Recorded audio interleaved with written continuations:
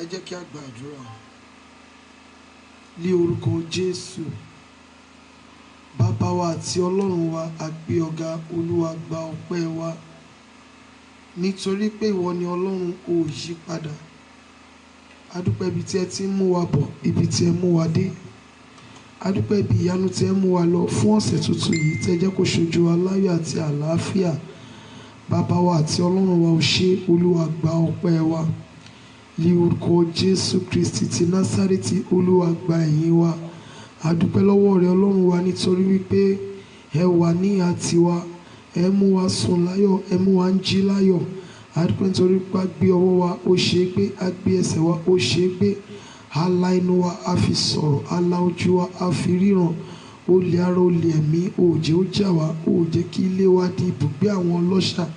A gbé orúkọ mímọ́ rẹ ga nítorí wípé ó jẹ́ kí ẹ̀yà ara wa kọ̀ọ̀kan di òkú.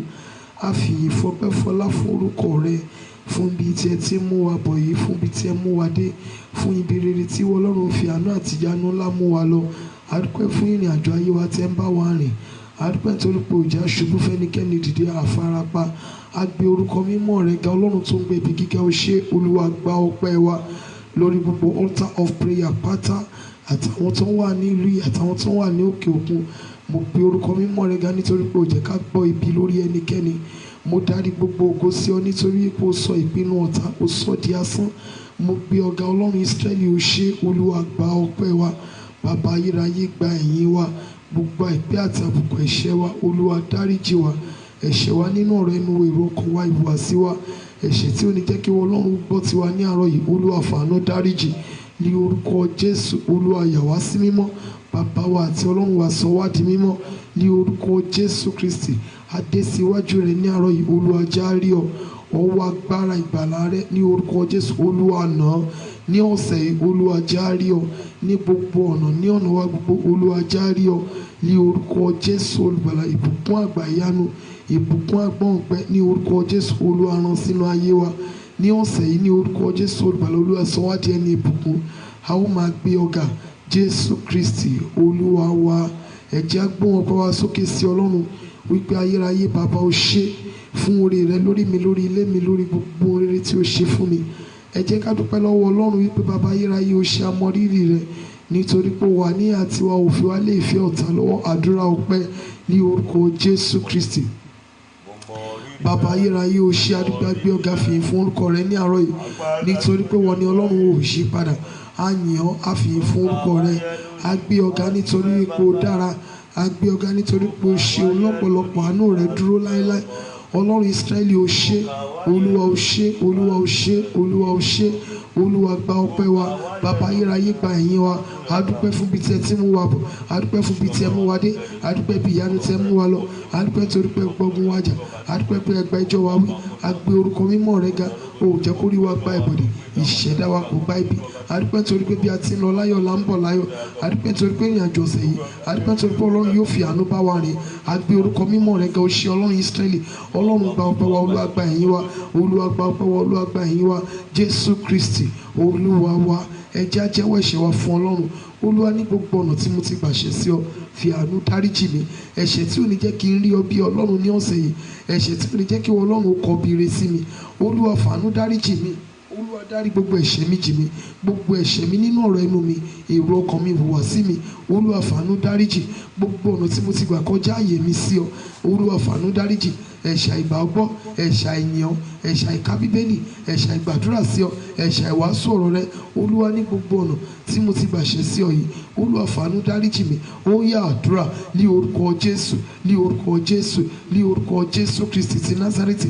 ọlọ́run wa gbogbo ọ̀nà tí a ti gbàṣẹ sí ọ olúwa dáríjì wa gbogbo ẹ̀ṣẹ̀ wa nínú ọ̀rọ̀ ẹnu wa èrò ọkàn wa ìhùwàsí wa ìrìn ẹsẹ̀ wa olúwa fàánú dáríjì ẹ̀ṣẹ̀ àìgbà ọfọ́tó ẹ̀ṣẹ̀ àìyàn ẹ̀ṣẹ̀ àìgbàdúrà sí ọ olúwa fàánú dáríjì olúwa fàánú dáríjì olúwa fàánú dáríjì ẹ̀ṣẹ̀ tí ò ní jẹ́ kí ọlọ́run ó gbọ́ tiwa ní àárọ̀ yìí olúwa fàánú dáríjì bàbá ayérayé fi àánú dáríjì olúwa fi àánú dáríjì Jésù Kristi olúwa wa ẹ jẹ́ á sọ fún ọlọ́run Ísírẹ́lì bàbá mi àti ọlọ́run mi sọ mí di mímọ́ lọ́kàn lára lẹ́mìí mi olúwa sọ mí di mímọ́ láti irun orí mi dé àtẹ́lẹsẹ̀ olúwa sọ di mímọ́ arúgbó ọjọ́ mo fẹ́ di mímọ́ pátápátá olúwa sọ mí di mímọ́ ó yá àdúrà ní orúkọ Jésù Kristi ti Násárẹ́tì bàbá wa àti ọlọ́run wa a fẹ́ kí o sọ wá di mímọ́ ní àárọ̀ yìí olúwa sọ wá di mímọ́ ní orúkọ Jésù Kristi olùgbàlà olúwa sọ wá di mímọ́ olúwa sọ wá di mímọ́ olúwa sọ wá di mímọ́ olúwa sọ wá di mímọ́ olúwa sọ wá di mímọ́ ní orúkọ Jésù olúwa sọ wá di mímọ́ láti irun orí wa dé àtẹ́lẹsẹ̀ ẹ̀yà ara wa ìta ẹ̀yà ara wa inú arúgbó ọjọ́ sọ di mímọ́ olúwa sọ di mímọ́ olúwa sọ wá di mímọ́ olúwa sọ wá di mímọ́ arúgbó ọjọ́ sọ wá di mímọ́ ọba àwọn ọba sọ wá di mímọ́ a fẹ́ di mímọ́ kí a lè wúlò fún ọ ká lè wúlò fún ògo rẹ ní orúkọ Jésù olúwa sọ wá di mímọ́ olúwa sọ ẹ̀mí wa gan di mímọ́ Jésù Kristi olúwa wa ẹ jẹ́ á sọ fún ọlọ́run bí ẹ ti ń wọlé ẹ make sure wípé ẹ ń share program yìí ẹ máa share program yìí as many times as possible ẹ máa react kẹ máa comment ẹ já sọ fún ọlọ́run olúwa àyíká àti agbègbè mi dọwọ́ rẹ olúwa sọ di mímọ́ àyíká àti agbègbè mi bàbá ayérayé sọ di mímọ́. Olúwa sọ àyíká mi di mímọ́. Ẹgbẹgbẹ̀rún máìlì síbi tí mo wà, Olúwa sọ di Holy Ghost zone. Gbogbo iṣẹ́ àti agbára òkùnkùn ní àyíká àti agbègbè mi, Olúwa pa wọ́n run. Ó yá àdúrà ní orúkọ Jésù, ní orúkọ Jésù, ní orúkọ Jésù. Bàbá wa àti Ọlọ́run wa bẹ̀ ọ́ ní orúkọ Jésù olùgbàlà. Àyíká àti àyídá wa, Olúwa sọ di mímọ́. Àyíká àti agbègbè wa ní orúkọ Jésù, Olúwa sọ di mímọ́. Ní orúkọ Jésù Kristi ti Násárẹ́tì, Olúwa sọ di mímọ́. Àyíká àti àyídá wa dọwọ́ rẹ, Olúwa sọ di mímọ́. Àyíká àti àyídá wa dọwọ́ rẹ, Olúwa sọ di mímọ́. Àyíká àti agbègbè wa dọwọ́ rẹ, Olúwa sọ di mímọ́. Àyíká àti agbègbè wa dọwọ́ rẹ, Olúwa sọ di mímọ́. Ní orúkọ Jésù Kristi ti Násárẹ́tì, àyíká àti agbègbè wa dọwọ́ rẹ, arúgbó ọjọ́ sọ di mímọ́. Àyíká àti agbègbè wa dọwọ́ rẹ, ọba àwọn ọba sọ di mímọ́. Ní orúkọ Jésù olùgbàlà, Olúwa sọ di mímọ́. Bàbá wa àti Ọlọ́run wa, ẹgbẹgbẹ̀rún máìlì síbi tí a wà, Olúwa sọ di Holy Ghost zone. Gbogbo iṣẹ́ àti agbára òkùnkùn ní àyíká wa, Olúwa pa wọ́n run. Gbogbo iṣẹ́ òkùnkùn ní àyíká àti àyídá wa, Olúwa sọ di asán. Ní orúkọ Jésù ìwà láàyè rẹ, orúkọ Jésù, Olúwa jọ̀ọ́ sọ̀kalẹ̀ sí àyíká àti agbègbè wa, Olúwa sọ̀kalẹ̀. Ní orúkọ Jésù láti pa iṣẹ́ òkùnkùn run, Olúwa sọ̀kalẹ̀. Láti pa iṣẹ́ ọ̀tá jẹ́, Olúwa sọ̀kalẹ̀. Ní orúkọ Jésù Kristi Olúwa wa. Ẹja sọ fún Ọlọ́run, Olúwa fún mi ní ẹ̀mí mímọ́.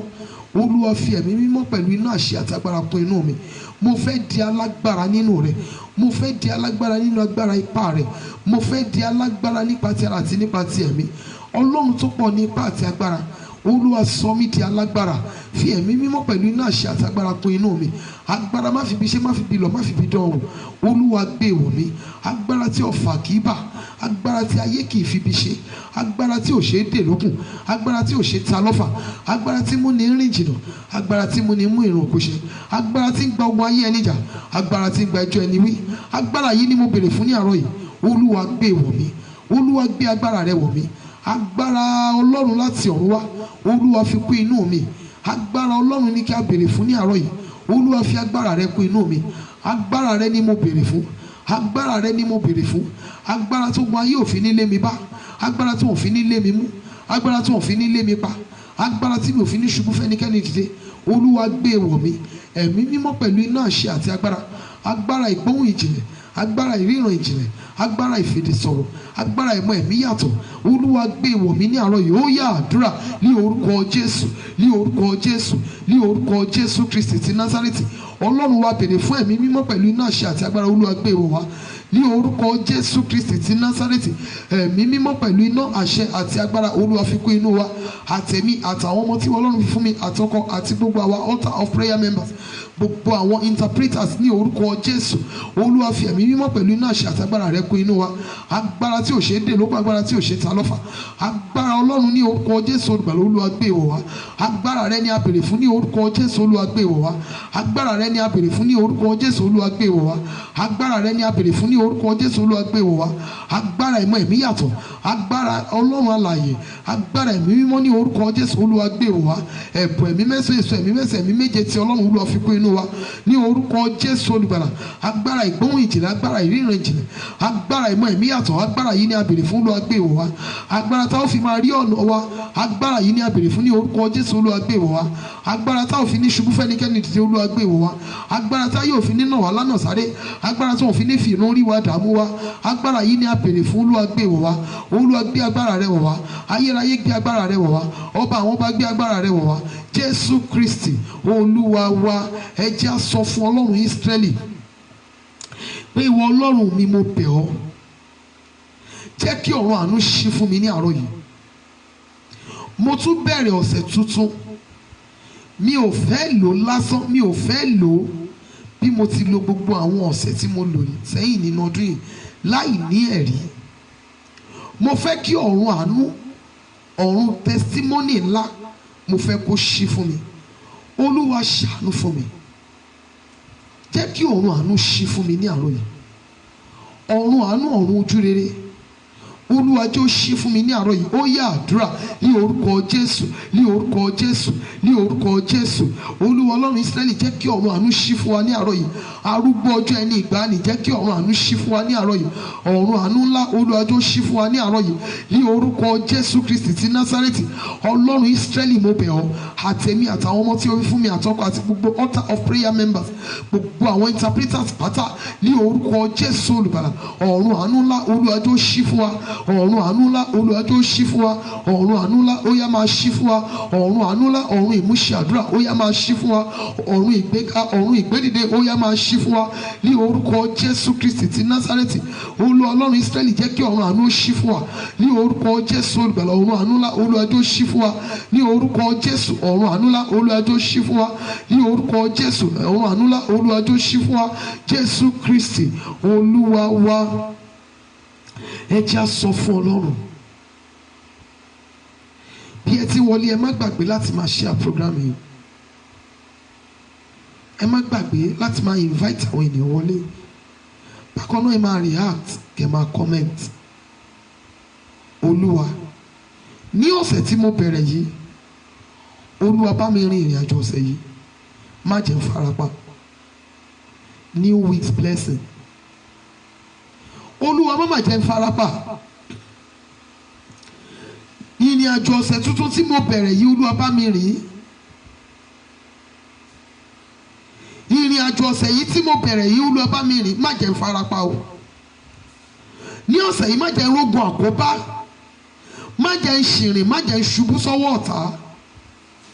Olúwa bá mi rin ìrìn àjò ọ̀sẹ̀ yìí, má jẹ́ n farapa. Ó yá àdúrà ní orúkọ Jésù, ní orúkọ Jésù, ní orúkọ Jésù. Ìrìn àjò ọ̀sẹ̀ yìí dọwọ́ rẹ, Ọlọ́run bá wa rìn. Ìrìn àjò ọ̀sẹ̀ yìí dọwọ́ rẹ ní orúkọ Jésù olùgbàlà. Olúwa bá wa rìn, Olúwa bá wa rìn, má jẹ́ farapa ní orúkọ Jésù olùgbàlà. Ibi má jẹ́ ṣubú tẹ̀ wá, ìbànújẹ́ má jẹ́ dé bá wa ní orúkọ Jésù olùgbàlà. Olúwa má jẹ́ farapa. Ìrìn àjò ọ̀sẹ̀ yìí bá wa rìn. Olúwa bá wa ní ìrìn àjò ọ̀sẹ̀ yìí. Olúwa bá wa ní ìrìn àjò ọ̀sẹ̀ yìí. Arúgbó ọjọ́ bá wa ní ìrìn àjò ọ̀sẹ̀ yìí. Ẹ̀mí àwọn wòlíì bá wa ní ìrìn àjò ọ̀sẹ̀ yìí ní orúkọ Jésù Kristi ti Násárẹ́tì. Olúwa bá wa ní ìrìn àjò ọ̀sẹ̀ yìí. Àtẹ̀mí àtàwọn ọmọ tí Ọlọ́run fi fún mi àtọ́kọ àti gbogbo àwa altar of prayer members pátá àti gbogbo àwọn interpreters ní orúkọ Jésù. Ìrìn àjò ọ̀sẹ̀ yìí àyọ̀ǹda rẹ̀ fún arúgbó ọjọ́ bá wa rìn ní orúkọ Jésù olùgbàlà. Má jà farapa, má jà ṣìrìn, má jà bọ́ sọ́wọ́ ayé, má jà bọ́ sọ́wọ́ ọ̀tá. Jésù Kristi Olúwa wa. Jésù Olúwa wa. Ní ọ̀sẹ̀ yìí Olúwa yí ọ̀rọ̀ òkú padà sí ọ̀dọ̀ mi. Ní ọ̀sẹ̀ yìí nínú ìwé Àìsáyà 60 verse 5 yẹn, níbẹ̀ ni mo ti yọ àdúrà yẹn. Ní ọ̀sẹ̀ yìí arúgbó ọjọ́ yí ọ̀rọ̀ òkú padà sí ọ̀dọ̀ mi. Ẹ̀mí àwọn wòlíì yí ọ̀rọ̀ òkú padà sí ọ̀dọ̀ mi. Oore gúúsù, oore àríwá, oore ìlà oòrùn, oore ìwọ̀ oòrùn, Olúwa darí rẹ̀ sí ọ̀dọ̀ mi. Ó yá àdúrà ní orúkọ Jésù, ní orúkọ Jésù, ní orúkọ Jésù. Àtẹ̀mí àtàwọn ọmọ tí Ọlọ́run fi fún mi àtọkọ àti gbogbo àwa altar of prayer members pátápátá ní orúkọ Jésù olùgbàlà. Ní ọ̀sẹ̀ yìí Olúwa yí ọ̀rọ̀ òkú padà sí ọ̀dọ̀ wa ní orúkọ Jésù Kristi ti Násárẹ́tì. Olúwa yí ọ̀rọ̀ òkú padà sí ọ̀dọ̀ wa. Ẹ̀mí àwọn wòlíì yí ọ̀rọ̀ òkú padà sí ọ̀dọ̀ wa. Àtẹ̀mí àtàwọn ọmọ tí ó fi fún mi àtọkọ àti gbogbo àwa altar of prayer members àti gbogbo àwọn interpreters ní orúkọ Jésù. Olúwa yí ọ̀rọ̀ òkú padà sí ọ̀dọ̀ wa. Oore gúúsù, oore àríwá, oore ìwọ̀ oòrùn, oore ìlà oòrùn, Olúwa darí rẹ̀ sí wa ní ọ̀sẹ̀ yìí. Olúwa darí rẹ̀ sí wa ní ọ̀sẹ̀ yìí ní orúkọ Jésù Kristi Olúwa wa. Olúwa jọ̀ọ́ wù ọ́ láti ṣàánú fún mi ní ọ̀sẹ̀ yìí. Arúgbó ọjọ́ jẹ́ kó wù ọ́ láti ṣàánú fún mi. Olúwa Ọlọ́run Ísírẹ́lì, mo ti bẹ̀rẹ̀ ìrìn àjò ọ̀sẹ̀ yìí. Ìrìn àjò ọ̀sẹ̀ yìí tí ẹnikẹ́ni ò rìn rí. Ọ̀sẹ̀ yìí tí ẹnikẹ́ni ò lò rí. Bàbá ayérayé mo bẹ̀ ọ́. Olúwa bá mi rin ìrìn àjò ọ̀sẹ̀ yìí. Jẹ́ kó wù ọ́ láti ṣàánú fún mi. Ọlọ́run Ísírẹ́lì, jẹ́ kó wù ọ́ láti ṣojú rere fún mi. Jẹ́ kó wù ọ́ láti gbé ayé mi dìde. Jẹ́ kó wù ọ́ láti ràn mí lọ́wọ́. Jẹ́ kó wù ọ́ láti ṣàánú fún mi. Ó yá àdúrà ní orúkọ Jésù Kristi ti Násárẹ́tì. Àtẹ̀mí àtàwọn ọmọ tí Ọlọ́run fún mi àtọkọ àti gbogbo altar of prayer members pátá àti gbogbo àwọn interpreters ní orí platform yìí, mo bẹ̀ Ọlọ́run Ísírẹ́lì, jẹ́ kó wù ọ́ láti ṣàánú fún wa. Bàbá mi àti Ọlọ́run mi, jẹ́ kó wù ọ́ láti ṣàánú fún wa. Jẹ́ kó wù ọ́ láti gbé ayé wa dìde. Jẹ́ kó wù ọ́ láti ṣàánú fún wa ní orúkọ Jésù Kristi ti Násárẹ́tì. Ọlọ́run Ísírẹ́lì, jẹ́ kó wù ọ́ láti ṣàánú fún wa. Ẹ̀mí àwọn wòlíì, jẹ́ kó wù ọ́ láti ṣàánú fún wa ní orúkọ Jésù olùgbàlà. Olúwa, jẹ́ kó wù ọ́ láti ṣàánú fún wa. Arúgbó ọjọ́, jẹ́ kó wù ọ́ láti ṣàánú fún wa. Ẹ̀mí àwọn wòlíì, jẹ́ kó wù ọ́ láti ṣàánú fún wa. Àpáta Ísírẹ́lì, jẹ́ kó wù ọ́ láti ṣàánú fún wa. Jẹ́ kó wù ọ́ láti ṣàánú fún wa. Ọlọ́run tó pọ̀ ní ipá àti agbára jẹ́ kó wù ọ́ láti ṣàánú fún wa ní orúkọ Jésù olùgbàlà. Jẹ́ kó wù ọ́ láti ṣàánú fún wa Jésù Kristi Olúwa wa. Isaiah 60 verse 5 yẹn mo fẹ́ kí a padà sí ibẹ̀ yẹn. Ó ní nígbà náà ìwọ ó rí, ojú rẹ ó sì mọ́lẹ̀, ọkàn rẹ yóò sì yí padà, yóò sì di ńlá, nítorí a ó yí ọrọ̀ òkun padà sí ọ. Nítorí a ó yí ọrọ̀ òkun padà sí ọ, ipá àwọn kèfèrí yóò wá sọ́dọ̀ rẹ. Olúwa nínú ọ̀sẹ̀ yìí, Olúwa fi ohun rere mú ọkàn mi yọ̀. Bàbá ayérayé nínú ọ̀sẹ̀ yìí, Olúwa fi ohun rere ayọ̀ ńlá, Olúwa fi mú ojú mi mọ́lẹ̀. Nínú ọ̀sẹ̀ tuntun tí mo bẹ̀rẹ̀ ní àárọ̀ yìí, tí mo bẹ̀rẹ̀ ní òní yìí, Bàbá ayérayé mo bẹ̀ ọ́, fi ohun rere mú ọkàn mi yọ̀, fi ohun rere mú ojú mi mọ́lẹ̀, fi ohun rere mú ọkàn mi yọ̀, fi àlùyọ ńlá mú ojú mi mọ́lẹ̀. Ó yẹ àdúrà ní orúkọ Jésù Kristi ti Násárẹ́tì. Bàbá mi àti Ọlọ́run mi, ní ọ̀sẹ̀ tuntun tí a bẹ̀rẹ̀ lónìí, àtẹ̀mí àtàwọn ọmọ tí o fi fún mi Ọlọ́run mi, àtọkọ àti gbogbo àwọn altar of prayer members, gbogbo àwọn interpreters lórí program yìí, Ọlọ́run mo bẹ̀ ọ́, Olúwa Ọlọ́run Ísírẹ́lì nínú ọ̀sẹ̀ yìí, Olúwa fi ohun rere mú ọkàn wa yọ̀, Olúwa fi ohun rere mú ọkàn wa yọ̀, Olúwa fi ìṣerere ńlá, ìgbéga ńlá, testimony ńlá, Olúwa fi mú ojú wa mọ́lẹ̀ ní orúkọ Jésù olùgbàlà. Olúwa fi ohun rere mú ọkàn wa yọ̀, Olúwa fi ohun rere mú ojú wa mọ́lẹ̀. Olúwa Ọlọ́run Ísírẹ́lì mo bẹ̀ ọ́, Olúwa fi ohun rere mú ojú wa mọ́lẹ̀, Olúwa fi ohun rere mú ọkàn wa yọ̀. Jésù Olúwa wa. Ẹ jẹ́ á sọ fún Ọlọ́run, Olúwa yí ọrọ̀ òkun padà sí ọ̀dọ̀ mi sẹ́. Bíbélì sọ wípé àwa ni yóò jọrọ̀ àwọn kèfèrí. Olúwa nínú ọ̀sẹ̀ yìí mú mi jẹ ọrọ̀ àwọn kèfèrí. Má jẹ́ ń jìyà bí aláìní bàbá. Mo ní ọ ní bàbá, má jẹ́ ń ráre, má jẹ́ ń jìyà bàbá, má jẹ́ ń jìyà o bí aláìní bàbá. Ìwọ ni mo gbójúlé o, má jẹ́ ń jìyà o, má jẹ́ ń mọ̀yà bàbá, má jẹ́ ń jìyà bí aláìní bàbá. Mo gbójúlé ọ, jẹ́ ń jèrè lọ́dọ̀ rẹ o bàbá, má jẹ́ ń jìyà bí aláìní bàbá. Mo ké pè ọ́ ní òwúrọ̀ o, má jẹ́ ń jìyà o Ọlọ́run, má jẹ́ ń jìyà bí aláìní bàbá.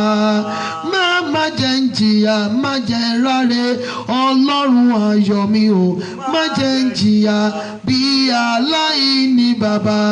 Ìwọ ni mo gbójúlé o Ọlọ́run, wá ṣàánú mi o, má jẹ́ ń jìyà bí aláìní bàbá. Mo rò wípé ẹ kọrin yẹn níbi tí ẹ wà. Ọlọ́run ṣàánú mi o, má jẹ́ ń jìyà o Ọlọ́run o, má jẹ́ ń jìyà bí aláìní bàbá. Fàánú sọ gbèsè mi Ọlọ́run o, gbé ayé mi dìde o, má jẹ́ ń jìyà bí aláìní bàbá. Ohun rere tí ọkàn mi fẹ́ Ọlọ́run fi tẹ́ mi lọ́rùn, mo bẹ̀ ọ́, má jẹ́ ń jìyà bí aláìní bàbá. Má jẹ́ ń ráre Ọlọ́run o, má jẹ́ ń jìyà bàbá, má jẹ́ ń jìyà bí aláìní bàbá. Ọlọ́run gbé ayé mi dìde, káyé má bàa fi mi bú orúkọ rẹ, má jẹ́ ń jìyà bí aláìní bàbá.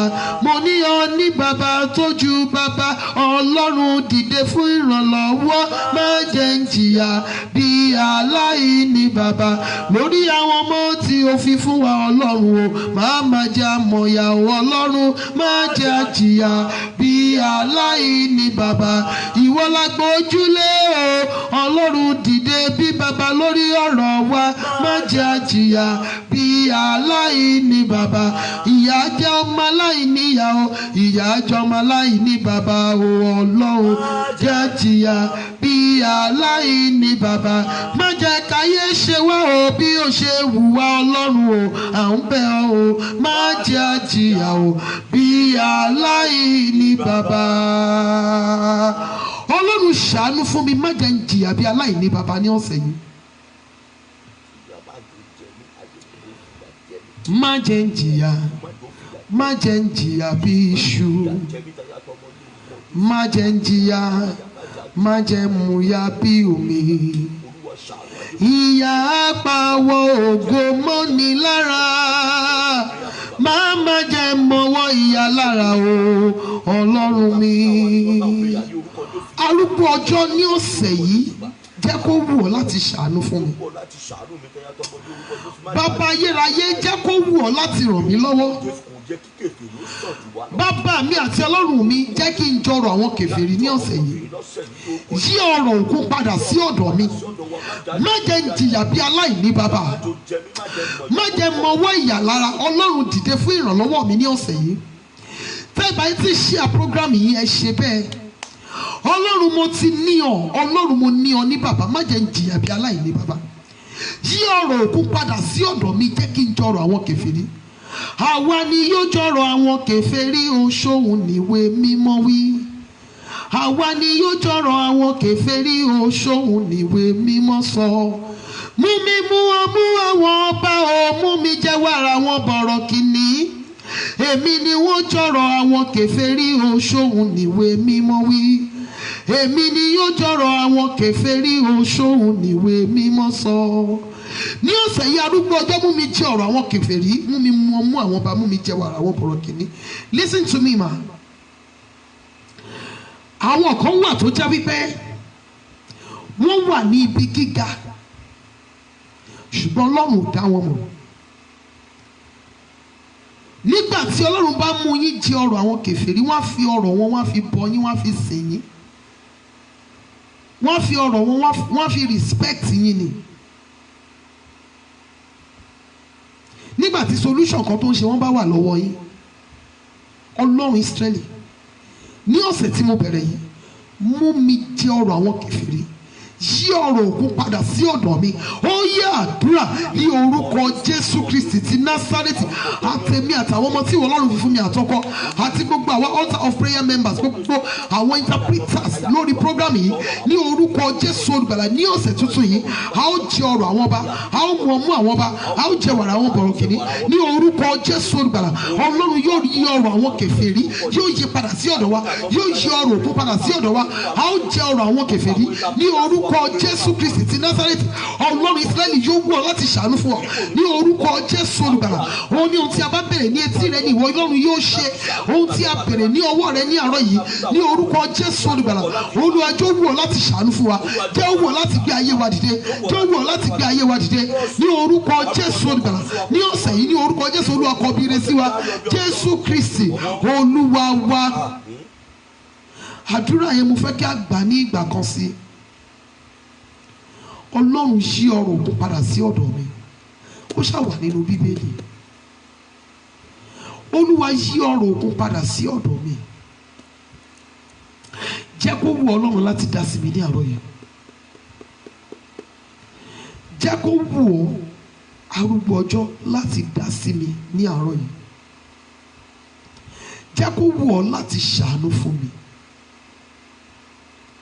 Bíbélì sọ wípé ó ní mi yóò ṣàánú fún àwọn tí mi yóò ṣàánú fún. Ó túmọ̀ sí wípé àwọn kan wà tí Ọlọ́run ò ní ṣàánú fún. Bàbá mi àti Ọlọ́run mi jẹ́ kó wù ọ́ láàárọ̀ yìí láti ṣàánú fún mi. Jẹ́ kó wù ọ́ láàárọ̀ yìí láti mú ẹ̀gàn mi kúrò lẹ́nu aráyé. Ayé ti mọ̀ mí mọ́ Ọlọ́run Ísírẹ́lì. Jẹ́ kó wù ọ́ láàárọ̀ yìí láti mú ẹ̀gàn mi kúrò lẹ́nu aráyé. Jẹ́ kó wù Ọlọ́run Ísírẹ́lì láti dá sí mi. Jẹ́ kó wù Ọlọ́run láti ṣàánú fún mi. Olúwa yí ọ̀rọ̀ òkun padà sí ọ̀dọ̀ mi. Jẹ́ kí n jọrọ̀ àwọn kèfèrí ní ọ̀sẹ̀ yìí. Jẹ́ kí n jẹ ọ̀rọ̀ àwọn kèfèrí ní ọ̀sẹ̀ yìí. Olúwa gbé àwọn ìran tí yóò gbé ayé mi dìde, Olúwa gbé wọn dìde fún mi. Àwọn ìran tí ìwọ Ọlọ́run yóò lò láti mú mi gbàgbé òṣì àti àárẹ̀, Olúwa gbé wọn dìde fún mi. Àwọn ìran tí Ọlọ́run yóò lò tí wọn yóò gbèjà mi jà kọjá bí mo ṣe lérò, Olúwa gbé wọn dìde fún mi. Ó yá àdúrà ní orúkọ Jésù, ní orúkọ Jésù, ní orúkọ Jésù. Àtẹ̀mí àtàwọn ọmọ tí Ọlọ́run fi fún mi, àtọkọ àti gbogbo altar of prayer members, gbogbo àwọn interpreters pátá, ní orúkọ Jésù Kristi. Ọlọ́run mi, Olúwa yí ọ̀rọ̀ òkú padà sí wa. Orúkọ Jésù olùgbàlà. Ọlọ́run Ísírẹ́lì, mú wa jẹ wàrà àwọn ọba ní ọ̀sẹ̀ yìí, mú àwọn ọba, mú wa jẹ wàrà àwọn bọ̀rọ̀kìnní. Ní orúkọ Jésù Kristi ti Násárẹ́tì, bàbá mi àti Ọlọ́run mi, jẹ́ kó wù ọ́ láti gbé ayé wa dìde ní ọ̀sẹ̀ yìí. Jẹ́ kó wù ọ́ láti dá sí wa ní orúkọ Jésù olùgbàlà. Jẹ́ kó wù ọ́ láti yí ìtàn ìgbésí ayé wa padà sí rere. Jẹ́ kó wù ọ́ láti ṣàánú fún wa ní orúkọ Jésù Kristi ti Násárẹ́tì. Olúwa yí ọ̀rọ̀ àwọn kèfèrí padà sí wa. Olúwa mú àwọn ọba. Olúwa mú wa jẹ wàrà àwọn bọ̀rọ̀kìnní ní orúkọ Jésù olùgbàlà. Olúwa mú wa jẹ ọ̀rọ̀ àwọn kèfèrí ní orúkọ Jésù Kristi.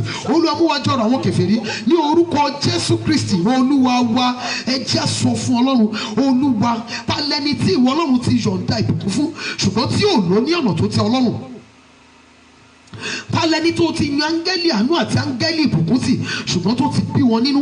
Olúwa Ọlọ́run Ísírẹ́lì, Olúwa gba àwọn áńgẹ́lì ìbùkún, áńgẹ́lì àánú yìí kúrò ní ọ̀dọ̀ wọn. Olúwa rán wọn sí mi. Olúwa, ta lẹni tí ìwọ Ọlọ́run ti bùkún fún ṣùgbọ́n tó fi bí ọ nínú? Ta lẹni tí ìwọ Ọlọ́run ti gbé dìde ṣùgbọ́n tó fi bí ọ nínú, tó fi ń ba inú àwọn ènìyàn jẹ́, tí ò lò lọ́nà tó fi tẹ́ Ọlọ́run? Olúwa, kúrò lọ́dọ̀ wọn, máa bọ̀ ní ọ̀dọ̀ mi ní ọ̀sẹ̀ yìí. Olúwa, yà tì mí, arúgbó ọjọ́ yà tì mí. Áńgẹ́lì ìrànlọ́wọ́, áńgẹ́lì àánú, áńgẹ́lì ojú rere, áńgẹ́lì ìgbédìde, ó yá máa bọ̀ lọ́dọ̀ mi. Èmi ló kọ̀ láti ní ẹ̀rí rere, èmi ni ìdìde kan, ó yá máa bọ̀ ní ọ̀dọ̀ mi. Ẹ̀yà áńgẹ́lì àánú, áńgẹ́lì ìrànlọ́wọ́, áńgẹ́lì ìgbédìde, áńgẹ́lì ìṣerere, áńgẹ́lì àánú, áńgẹ́lì ojú rere, áńgẹ́lì ìrànlọ́wọ́ ojoojúmọ́, ó yá máa bọ̀ lọ́dọ̀ mi. Ọlọ́run mi, ta lẹ́ni tí ìwọ Ọlọ́run ti yà tì, tí o ti gbé dìde, tí o ti bùkún fún ṣùgbọ́n tó bí ọ nínú, tí ò lo tí o fi fún gẹ́gẹ́ bí o ti tẹ́ Ọlọ́run? Ó yá kúrò lọ́dọ̀ wọn, máa bọ̀ ní ọ̀dọ̀ mi. Arúgbó ọjọ́, ìgbé ayé àtijọ́ ó ti sú mi, ìgbé ayé máṣerere ó ti sú mi, ó yá kúrò lọ́dọ̀ wọn, máa bọ̀ ní ọ̀dọ̀ mi. Ó yá àdúrà ní orúkọ Jésù Kristi ti Násárẹ́tì. Bàbá mi àti Ọlọ́run mi, mo bẹ̀ ọ́, àwọn wo ni ìwọ Ọlọ́run ti yà tì, tí o ti bùkún fún, tí o ti ṣe rere fún, tí o ti dá lóhùn ṣùgbọ́n tí wọ́n ti mú ọ bínú? Ó yá kúrò lọ́dọ̀ wọn ní orúkọ Jésù olùgbàlà. Ó yá máa bọ̀ lọ́dọ̀ mi, máa bọ̀ lọ́dọ̀ àwọn ọmọ mi, máa bọ̀ lọ́dọ̀ ọkọ mi, máa bọ̀ lọ́dọ̀ gbogbo altar of prayer members, máa bọ̀ lọ́dọ̀ gbogbo àwọn interpreters wa pátá ní orúkọ Jésù olùgbàlà. Áńgẹ́lì àánú, áńgẹ́lì ìṣerere, áńgẹ́lì ìrànlọ́wọ́ ojoojúmọ́, áńgẹ́lì ojú rere ní orúkọ Jésù, áńgẹ́lì ìgbédìde, ó yá máa bọ̀ lọ́dọ̀ wa, ó yá máa bọ̀ lọ́dọ̀ wa, ó yá máa bọ̀ lọ́dọ̀ wa, ó yá máa bọ̀ lọ́dọ̀ wa. Jésù Kristi Olúwa wa, Jésù Olúwa wa. Kì í ṣe gbogbo ẹni tó lówó ló ṣoògùn owó, kì í ṣe gbogbo wọn ló dọ́gbọ́n sí, kì í ṣe gbogbo àwọn ìránṣẹ́ Ọlọ́run tí wọ́n jẹ́ ẹni ìbùkún ni wọ́n fi ènìyàn ṣòwò. Àwọn kan wà tó jẹ́ wípé Ọlọ́run mọ̀ọ́mọ̀ yà tí wọ́n ni. Kì í ṣe gbogbo olówó ló dọ́gbọ́n ságbélébùú ẹ̀. Kì í ṣe gbogbo ẹni tó ń dùn fún ló lọ lé babaláwo. Kì í ṣe gbogbo wọn ló ń wẹ ọṣẹ àwúrè. Ọlọ́run mọ̀ọ́mọ̀ yà tí àwọn kan ni. Ọlọ́run mọ̀ọ́mọ̀ yan áńgẹ́lì ìbùkún tí àwọn kan ni. Béèyàn mi rọ omi lásán kó rọ́ sínú ọ̀rá kó má treat ẹ̀, bó gbé síwájú ilé ẹ̀, omi yẹn ni gbogbo ènìyàn máa sátọ̀. Omi yẹn ni gbogbo èèyàn sọ pé wọ́n fẹ́ mu, wọ́n ló mi ẹ̀ ló dáa jù. Ìbájẹ́ wípé ṣe ló ń pọ́n nínú kànga báyìí lójú wọn, tó ń tọ́jú wọn, tó ń rọ́ sínú ike. Wọ́n ní ẹ̀ lè believe wípé omi tí wúmà yẹn ń tà ó hílẹ̀ fọ́rí, nítorí wípé Ọlọ́run fẹ́ mọ̀ọ́mọ̀ gbé dìde. Àsìkò tí ẹnìyẹn mú omi yẹn sí, orí fífọ́ á lọ. Ìgbà tó ti lè yí lórí fífọ́ ní ọ̀dọ̀ àwa lọ sọ fẹ́ni tí inú run, á ní sórí omi tí wúmà yẹn ń tà, tó bá rà lásán inú tó ń run ẹ̀ yóò máa lọ. Kò sì fi nǹkan kan sí. Ọlọ́run ti ẹ̀yà tí ni, tí ìyẹn náà bá ti ra omi tó di wípé ó mú ti inú rírun lọ, ó tán, àwa di pé kọ́ńbẹ̀ ti máa kó lọ́dọ̀ ẹ̀. ẹ wá máa gbọ́ wípé omi kànga tí wúmà ẹ̀ ń rọ sínú ike omi ìyanu ni, nítorí wípé ó wu Ọlọ́run láti yàtí ni. Ọlọ́run mọ̀ọ́mọ̀ yàtí, kì í ṣe gbogbo ènìyàn tó ní owó lọ́wọ́ ni wọ́n dọ́gbọ́n sí. Ọlọ́run mọ̀ọ́mọ̀ ṣàánú àwọn kan ni. Ọlọ́run wá ṣàánú àwọn kan nìyẹn, ó gbé wọn dìde, wọn ò wá mọ̀ fún Ọlọ́run. Bí wọ́n ti di ẹni ìbùkún tó, àfẹ́bí àfẹ́mí ni, kò sẹ́ni tí wọ́n múnú ẹ̀dùn. Bí wọ́n ti di ẹni ìbùkún tó, ṣe ni wọ́n ń lo àwọn ènìyàn bí wípé wọ́n ń lo omi òjò. Kò sí ẹni tó lè sọ wípé nítorí tiwọn òun rẹ́rìn ayọ̀. Kò sẹ́ni tó lè sọ wípé nítorí tiwọn lòun náà fi jẹ́nìyàn. Now listen, kí ni wọ́n fi ń mọ olówó? Kí ni wọ́n lè fi sọ wípé ẹni nítòótọ́ olówó ni? Iyì ẹni tó tara ẹ̀ dìde. Tó bá jẹ́ olówó tí gbogbo ènìyàn ń ṣe sàdánkátà, ṣùgbọ́n tí ò sẹ́nikẹ́ni tó ti pàṣẹ ẹ̀ dìde láyé, ó ní ẹgbẹgbẹ̀rún mọ́tò jọ sínú gáràjì ẹ̀, ó rù ẹ́ lára láti fi ẹyọ kan ta ẹni tí ò ní kẹ̀kẹ́ lọ́rẹ. Kò sí nǹkan tó ní láyé tó fi múnú aláìní dùn, ó kì í ṣolówó. Ó kì í ṣolówó. Èrèdí nìyẹn tí wọ́n fi máa ń sọ̀rọ̀ kan wá ní àlejò lówó. Ẹni tó bá ti yàtì kó yá ṣe eré. Iyì ẹni tó gbé dìde, òun náà máa fi sọ wípé ọlọ́rọ̀ ni ọ́ ní tòótọ́.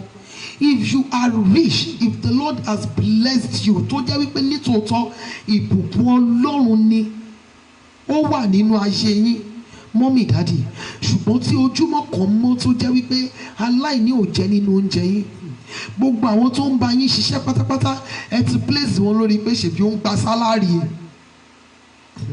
Kì í ṣe wípé kí bùkátà kan dé ilẹ̀ nínú ayé wọn kẹ́ ẹ bá wọn pọ̀. Kì í ṣe wípé kí ẹni yẹn wà nínú ìbànújẹ́ ọkàn, ìpòrúurú ọkàn. Gbogbo nǹkan tó kàn yín ni pé nǹkan tó bá wù ẹ́ kó ṣe ẹ́, the thing is ṣàṣe iṣẹ́ tèmi. Kì í ṣolówó. Ọlọ́run dẹ̀ fẹ́ máa kúrò lọ́dọ̀ àwọn ẹnìkan yà sí ọ̀dọ̀ ẹni míì. Tó lówó bá rí ẹ tó ta ẹ lọ́rẹ, kì í ṣe gbogbo wọn ni wọ́n fẹ́ gba ògo ẹ o, nítorí wípé tiwọn gan ògo tiwọn ó tó wọn lò láti àárọ̀ di ọjọ́ alẹ́ wọn. Now listen, ògo àwọn kan jẹ́ ògo part time. Ògo part time tiwọn ni wípé wọ́n máa ní owó fún sáà kan, kò ní pẹ́ rárá á lọ. Fún ọjọ́ púpọ̀ míì wọn ò ní mọ nǹkan tí wọ́n ń pè ní ìbùkún. Tó bá tún yá ìbùkún yẹn á tún wọlé. Irú eléyìí máa ń ṣẹlẹ̀, ignoring you báwo, irú eléyìí máa ń ṣẹlẹ̀ pàápàá jùlọ sí àwọn tí wọ́n ń gba contract. Èèyàn míì wà tó jẹ́ wípé ní last year December ó ti gba contract tó worth bíi 5 million naira. Láti ìgbà yẹn kò rí nǹkan míì bẹ́ẹ̀. Àwọn ògo part time, àwọn ìbùkún sáà ìgbà díẹ̀. Àwọn kan wà tó jẹ́ wípé ògo ìgbà ní tiwọn. Tí òjò bá ti ń rọ̀ wọn ní kankan lọ́wọ́ nítorí irú iṣẹ́ tí wọ́n ń ṣe, ògo ìgbà. Tí òjò bá ń rọ̀ wọn ní kankan, gbogbo ẹ̀ máa dá. Irú eléyìí máa ń ṣẹlẹ̀ pàápàá jùlọ sí àwọn tí wọ́n ń ṣe iṣẹ́ tó ní í ṣe pẹ̀lú ọ̀nà, pẹ̀lú òjò. Bóyá àwọn tó ń ta igi, àwọn tó ń ta iyanrìn, àwọn tó ń ta irú nǹkan bẹ́ẹ̀ yẹn. Ògo ìgbà, ìbùkún ìgbà ní tiwọn.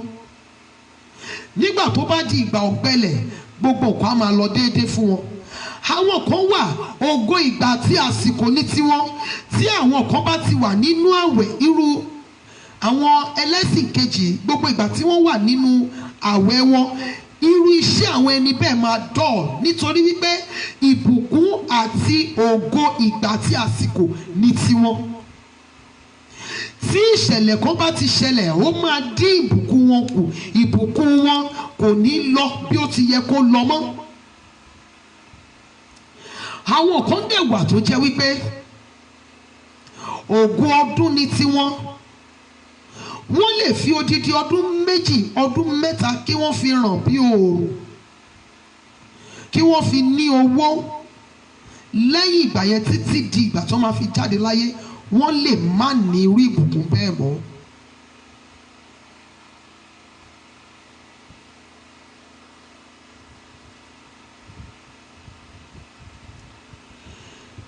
bákan náà ògo àwọn kan wà tó jẹ́ wípé ògo ìràwọ̀ ni. ògo ìràwọ̀ lè pé 2000 lójú òfurufú ṣùgbọ́n kì í mọ́lẹ̀ tó bẹ́ẹ̀. lóòótọ́ àwọn ènìyàn máa rí wọn wípé ẹni ó ní owó ṣùgbọ́n ìbùkún tó ní kì í ṣe nǹkan tó kì í ṣe ògo tó lè ran ẹni míì lọ́wọ́. a máa wù wọ́n láti lè jẹ́ wípé kí èèyàn míì kó ti ara wọn dìde ṣùgbọ́n kì í sírú àǹfààní bẹ́ẹ̀ fún wọn. nǹkan tó wà lọ́wọ́ wọn lóòótọ́ kò lè jẹ́ kí àṣírí wọn ó tú. irú pé èèyàn béèrè ìrànlọ́wọ́ 10,000 tí ọ̀dọ̀ wọn yóò wù wọ́n láti lè ṣe ṣùgbọ́n ipá wọn ò lè ká 10,000 wọ́n lè ṣe ìrànlọ́wọ́ 5,000 fún irú ẹni bẹ́ẹ̀. ògo àwọn kan jẹ́ ògo oòrùn ọ̀sán gangan. àwọn yìí wọ́n máa tàn gan.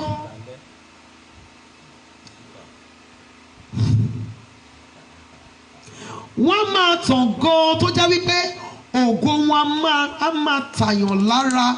kò síbi tó máa dé táwọn èèyàn ní mọ̀ wípé ológo kan ló wọlé láì sọ̀rọ̀.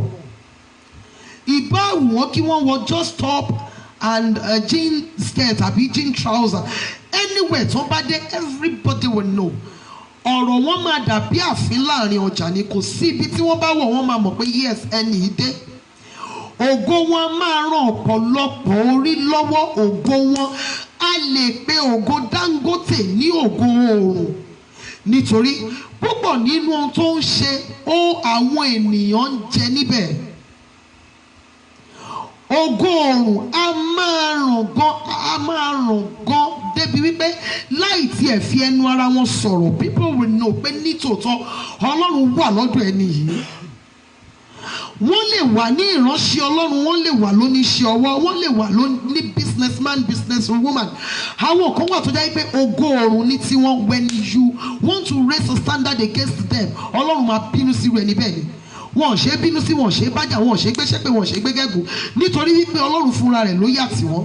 ẹ̀gbọ́n mi, kò sẹ́ni tó lè bínú sí ẹni tó bá ní ògo oòrùn nítorí wípé ó lè dédé lọ sọ wípé ó fẹ́ gbéra, ó fẹ́ wọnú oòrùn lọ, ó fẹ́ lọ wo nǹkan tó wà bẹ́ẹ̀ kẹ́ni tó débẹ̀ kí ló máa ṣe, ó máa gbiná. irú àwọn ẹni báyìí wọn ò ṣe é bínú sí, wọn ò ṣe é bájà.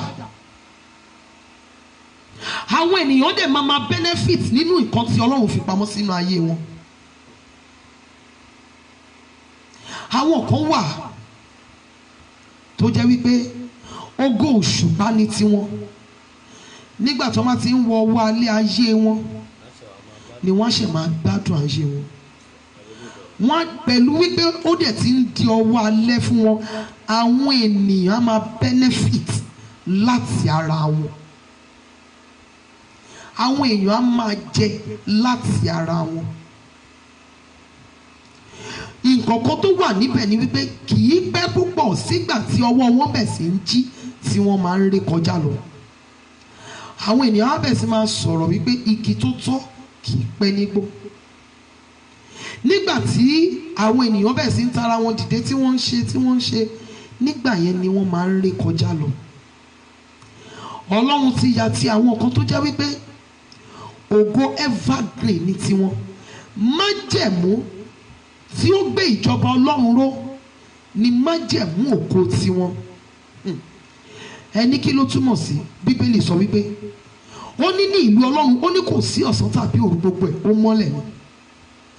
irú àwọn ògo evergreen báyìí mo ní ẹnìkan tí mo lè fi ṣe example tí gbogbo ẹ̀yin mọ́mì mi, ẹ̀yin dádì mi tẹ́ ń wò mí ìtẹ́mọ̀. ó ní màmá mi tí mo fi tọ̀wọ̀tọ̀wọ̀ dárúkọ, àpọ́sù orin prophetess and evangelist Bọ́lá Àrẹ. ògo evergreen ní tìyá yìí láti ìbẹ̀rẹ̀ títí di ọjọ́ ogbó wọn. now tí Ọlọ́run bá wá fún èmi àtẹ̀yin ní àwọn ìbùkún ní oríṣiríṣi tí mo ṣàlàyé yìí, ṣe àfi múnú ènìyàn dùn. Àwọn kan wà tó jẹ́ wípé ohun tí ó jẹ́ kí Ọlọ́run ṣí kúrò ní ọ̀dọ̀ wọn tí wọ́n fi ń pàtàn pé àwọn ti fi ìgbà kan lùgbàrí. Ó ní wípé the only place tí àwọn ènìyàn ti ń rí wọn bí ọlọ́rọ̀ ní ojú agbo, ojú patí, iwájú eléré. Iwájú eléré. Wọ́n lè fi mọ́tò kan fi ta olórin lọ́rẹ torí pé kí ni ó kọrin kì wọ́n, orí wọn wú. Wọ́n lè fi gbogbo nǹkan tí wọ́n kó dé ojú patí millions of naira kí wọ́n ná fún eléré nítorí wípé kí ni ó ń kì wọ́n. Ṣùgbọ́n nínú ìjọ Ọlọ́run tí wọ́n wà, wọn ò ní àpẹẹrẹ kankan, wọn ò ní àmì kankan, kò sí kankan tí wọ́n rẹ́kọ̀dì sínú fáìlì wọn ní ìjọba ọ̀run. Carry me, thank you so very much ma. Àwọn ṣe carry me. Èyí ni wọ́n ṣe tó jẹ́ kí Ọlọ́run fi ṣí kúrò lọ́dọ̀ wọn lọ sí ọ̀dọ̀ ẹni mi. Nígbà tí Ọlọ́run bá wá ṣí dí ọ̀dọ̀ ẹni mi tó bá tún wá rí wípé eléyìí gan ò tún wá fẹ́ lò ó bí ó ti wu òun, a tún ṣí kúrò lọ́dọ̀ ẹ̀. Ó ní Yorùbá fi ń sọ wípé àlejò lówó. Tí owó bá wá yà tí ọ́, ìjọ jẹ́ mọ̀ wípé ó lè bá ọ gbé di ọjọ́ alẹ́ tó o bá lò bí Ọlọ́run ti fẹ́. Tí Ọlọ́run bá bùkún fún yín mọ́mì, tí Ọlọ́run bùkún fún yín dádì, ẹ jẹ́ kí ẹnìkan ti pàṣẹ yín dìde. Ẹ múnú ẹnìkan dùn lójúmọ́. Ǹjẹ́ ẹ jẹ́ mọ̀ wípé tí Ọlọ́run bá fún ọ ní ìbùkún bíi ti ìràwọ̀, ṣùgbọ́n tó rí ìgbìyànjú àti ìtiraka, ǹjẹ́ ó jẹ́ mọ̀ wípé ó lè mú ìbùkún bíi ti ìràwọ̀ kúrò kó fún ọ ní evergreen. Torí àwò wípé ẹni yìí níwọ̀nba ohun tí mo fún yìí ó ṣe bí mo ṣe fẹ́. Tí Ọlọ́run bá fún ọ ní ìbùkún ìgbà àti àsìkò, tí o bá lò dáadáa, Ọlọ́run lè bá ọ sọ di evergreen. Tí Ọlọ́run bá fún ọ ní ìbùkún bíi ti òṣùpá, tó o bá lò dáadáa, ó lè bá ọ sọ di ìbùkún bíi ti oòrùn. Ohun tí Ọlọ́run ṣe fún èmi àtẹ̀yin, ó fẹ́ kí a fi ran ẹni míì lọ́wọ́ ni. Ṣùgbọ́n ẹni míì a máa sọ wípé epo tó kù sínú àtùpà mi yìí, ojú ara mi ni mo fẹ́ fi tan lọ́wọ́. Nínú ìdílé tí ẹ wà yẹn, àwọn tí ìyà ń jẹ wà níbẹ̀. Mélòó nu wọn ló lè sọ wípé ọpẹ́lọpẹ́? Àti wàásù o, ṣùgbọ́n tí Ọlọ́run fi sí mi lọ́kàn ni mo ṣe ń sọ yìí. Ọlọ́run ti yà ti àwọn kan rí, ṣùgbọ́n tí ó ti kúrò ní ọ̀dọ̀ wọn. Tó bá wáyé àti ẹ̀mí Olúwayẹmí, ṣé màá lè kí káàbọ̀ dáadáa? Ṣé màá lè ṣe bí ó ti wù ú? Tí ó bá yà sí ọ̀dọ̀ yín dádì mi, tó bá yà sí ọ̀dọ̀ yín mọ́mì mi, ṣé màá lè ṣe bí ó ti wù ú? Ohun tí arúgbó ọjọ́ ní ń béèrè lọ́wọ́ yín láàárọ̀ yìí nìyẹn. Wípé tí òun bá yà tì wá, ẹ̀mí Ọlọ́run ló ní ń béèrè bẹ́ẹ̀. Bó ti béèrè lọ́wọ́ mi nìyẹn, ó dẹ̀ ní kí n béèrè bẹ́ẹ̀ lọ́wọ́ yín. Tí Ọlọ́run bá yà tí èmi àtẹ̀yin ní àárọ̀ yìí, ǹjẹ́ a máa lè kí káàbọ̀ bí ó ti wù? Ǹjẹ́ a máa lè bá lò bí ó ti tọ́? Nítorí wípé yóò kúrò lọ́dọ̀ àwọn kan, yóò yà tí àwọn kan. Ẹ já sọ fún Ọlọ́run, akiri ṣoore yálé mi o, aṣoore kiri yálé mi o, èmi náà nílò oore, ayé mi nílò oore, akiri ṣoore yálé mi o. Akiri ṣoore yà sọ́dọ̀ mi ní ọ̀sẹ̀ yìí, mo fẹ́ rí ọ bí o ti tó. Arúgbó ọjọ́ yà sọ́dọ̀ mi. Áńgẹ́lì ìbùkún, áńgẹ́lì ìrànlọ́wọ́ ojoojúmọ́, áńgẹ́lì ìgbédìde, áńgẹ́lì ojúrere, ó yá yà sọ́dọ̀ mi, èmi náà fẹ́ dìde. Mo fẹ́ jẹ́ ènìyàn, áńgẹ́lì olóore, áńgẹ́lì aláàánú, ó yá sọ́dọ̀ mi. Akiriṣore máa bọ̀ lọ́dọ̀ mi ní ọ̀sẹ̀ yìí. Mo fẹ́ rí ọ bí òtítọ́. Ó yá máa bọ̀ lọ́dọ̀ mi. Ó yá àdúrà ní orúkọ Jésù Kristi ti Násárẹ́tì. Ọlọ́run tó pọ̀ ní ipá àti agbára bẹ̀ ọ́, àtẹ̀mí àtàwọn ọmọ tí ó fi fún mi àtọkọ, àti gbogbo àwọn altar of prayer members, family matters members, the glorious singers members, ní orúkọ Jésù olùgbàlà. A fẹ́ rí ọ bí òtítọ́. Ó yá máa bọ̀ ní ọ̀dọ̀ wa ní orúkọ Jésù Kristi ti Násárẹ́tì. Akiriṣore máa bọ̀ ní ọ̀dọ̀ wa. Aṣọrẹ́kiri máa bọ̀ ní ọ̀dọ̀ wa. Áńgẹ́lì ìbùkún máa bọ̀ ní ọ̀dọ̀ wa. Áńgẹ́lì ìṣerere máa bọ̀ ní ọ̀dọ̀ wa. Áńgẹ́lì ìgbẹ́dìde, áńgẹ́lì aláàánú, ó yá máa bọ̀ ní ọ̀dọ̀ wa ní orúkọ Jésù olùgbàlà. Áńgẹ́lì olóore máa bọ̀ ní ọ̀dọ̀ wa. Jésù Kristi Olúwa wa. Ọlọ́run mi ní ọ̀sẹ̀ yìí, Olúwa darí ìbùkún ńlá sí mi. Ní ọ̀sẹ̀ yìí arúgbó ọjọ́ san gbèsè mi. Gbogbo àwa tá a jẹ gbèsè, ẹ jẹ́ á gba àdúrà yìí. Jésù Olúwa tó fi ẹnu ẹja ṣe báńkì, kó bá wa san gbèsè ọrùn wa. Ẹ jẹ́ á sọ fún Ọlọ́run, Olúwa san gbèsè mi ní ọ̀sẹ̀ yìí ní ọ̀nà ìyanu, lọ́nà tí mi ò lérò. Olúwa bá mi san gbèsè mi ní ọ̀sẹ̀ yìí. Gbogbo ẹ̀yin tí ò sí gbèsè lọ́rùn yín, ẹ̀yin náà ẹ gba àdúrà. Olúwa darí ìbùkún ńlá sí mi ní ọ̀sẹ̀ yìí. Bàbá ayérayé sọ mí di ẹni ìbùkún ní ọ̀sẹ̀. Darí ìbùkún sí mi ní orígun mẹ́rẹ̀ẹ̀rin àgbáyé. Arúgbó ọjọ́ darí ìbùkún ńlá sí mi. Ó yá àdúrà ní orúkọ Jésù, ní orúkọ Jésù, ní orúkọ Jésù. Bàbá mi àti Ọlọ́run mi, ní ọ̀sẹ̀ yìí arúgbó ọjọ́ san gbèsè mi. Ọlọ́run tó pọ̀ ní ipá àti agbára bá mi san gbèsè mi. Ẹ̀mí àwọn wòlíì bá mi san gbèsè mi. Gbogbo gbèsè tó wà ní ọrùn mi àti ilé mi, Olúwa bá wa san ní orúkọ Jésù olùgbàlà. Gbogbo àwọn tó ń jẹ gbèsè nínú altar of prayer, Olúwa san gbèsè wa ní orúkọ Jésù. Ní ọ̀sẹ̀ yìí Olúwa darí ìbùkún ńlá sí wa. Olúwa darí ìbùkún ńlá sí wa. Olúwa darí ìbùkún ńlá sí wa. Olúwa darí ìbùkún ńlá sí wa. Olúwa sọ wá di ẹni ìbùkún. Jésù Kristi Olúwa wa. Ẹ jẹ́ á sọ fún Ọlọ́run Ísírẹ́lì, Olúwa ṣí mi lójú sóhun tí wọ́n ṣe tí ọ̀nà mi yóò fi là. Olúwa ṣí mi níyè sóhun tí máa ṣe tí ọ̀nà mi máa fi là. Olúwa ṣí mi níyè. Lóòótọ́ ẹ lè máa taṣọ kẹrò pé ìbùkún wọlé. Bóyá ẹni tí Ọlọ́run fẹ́ kí 100 million naira máa wọlé fún láàrin ọ̀sẹ̀, tó dẹ̀ rí 100,000 láàrin ọ̀sẹ̀, tó wá rò wípé òun ti dẹni ìbùkún. Rárá, ìkọ̀kan wà tí Ọlọ́run fẹ́ kẹ́ ṣe tẹ́ ẹ̀ tí ì ṣe. Bàbá ayérayé ṣí mi lójú sóhun tí máa ṣe tí ọ̀nà mi fi máa là. Ṣí mi níyè sí ohun tí máa ṣe tí màá fi rọ́nà lọ ní ọ̀sẹ̀ yìí. Olúwa ṣí mi lójú sóhun tí màá ṣe tí ọ̀nà mi fi máa là. Ṣí mi níyè sóhun tí màá ṣe tí màá fi rọ́nà lọ. Ó yá àdúrà ní orúkọ Jésù Kristi ti Násárẹ́tì. Bàbá mi àti Ọlọ́run mi, àtẹ̀mí àtàwọn ọmọ tí ó fi fún mi àtọkọ, Olúwa ṣí wa lójú sí ohun tí a ó ṣe tí ọ̀nà wa fi máa là. Olúwa ṣí wa níyè sí ohun tí a ó ṣe tí a ó fi rọ́nà lọ. Àtẹ̀mí àtàwọn ọmọ mi àtọkọ, àti gbogbo àwa altar of prayer members, gbogbo àwọn interpreters, arúgbó ọjọ́ ṣí wa lójú sí ohun tí a ó ṣe tí ọ̀nà wa yóò fi là.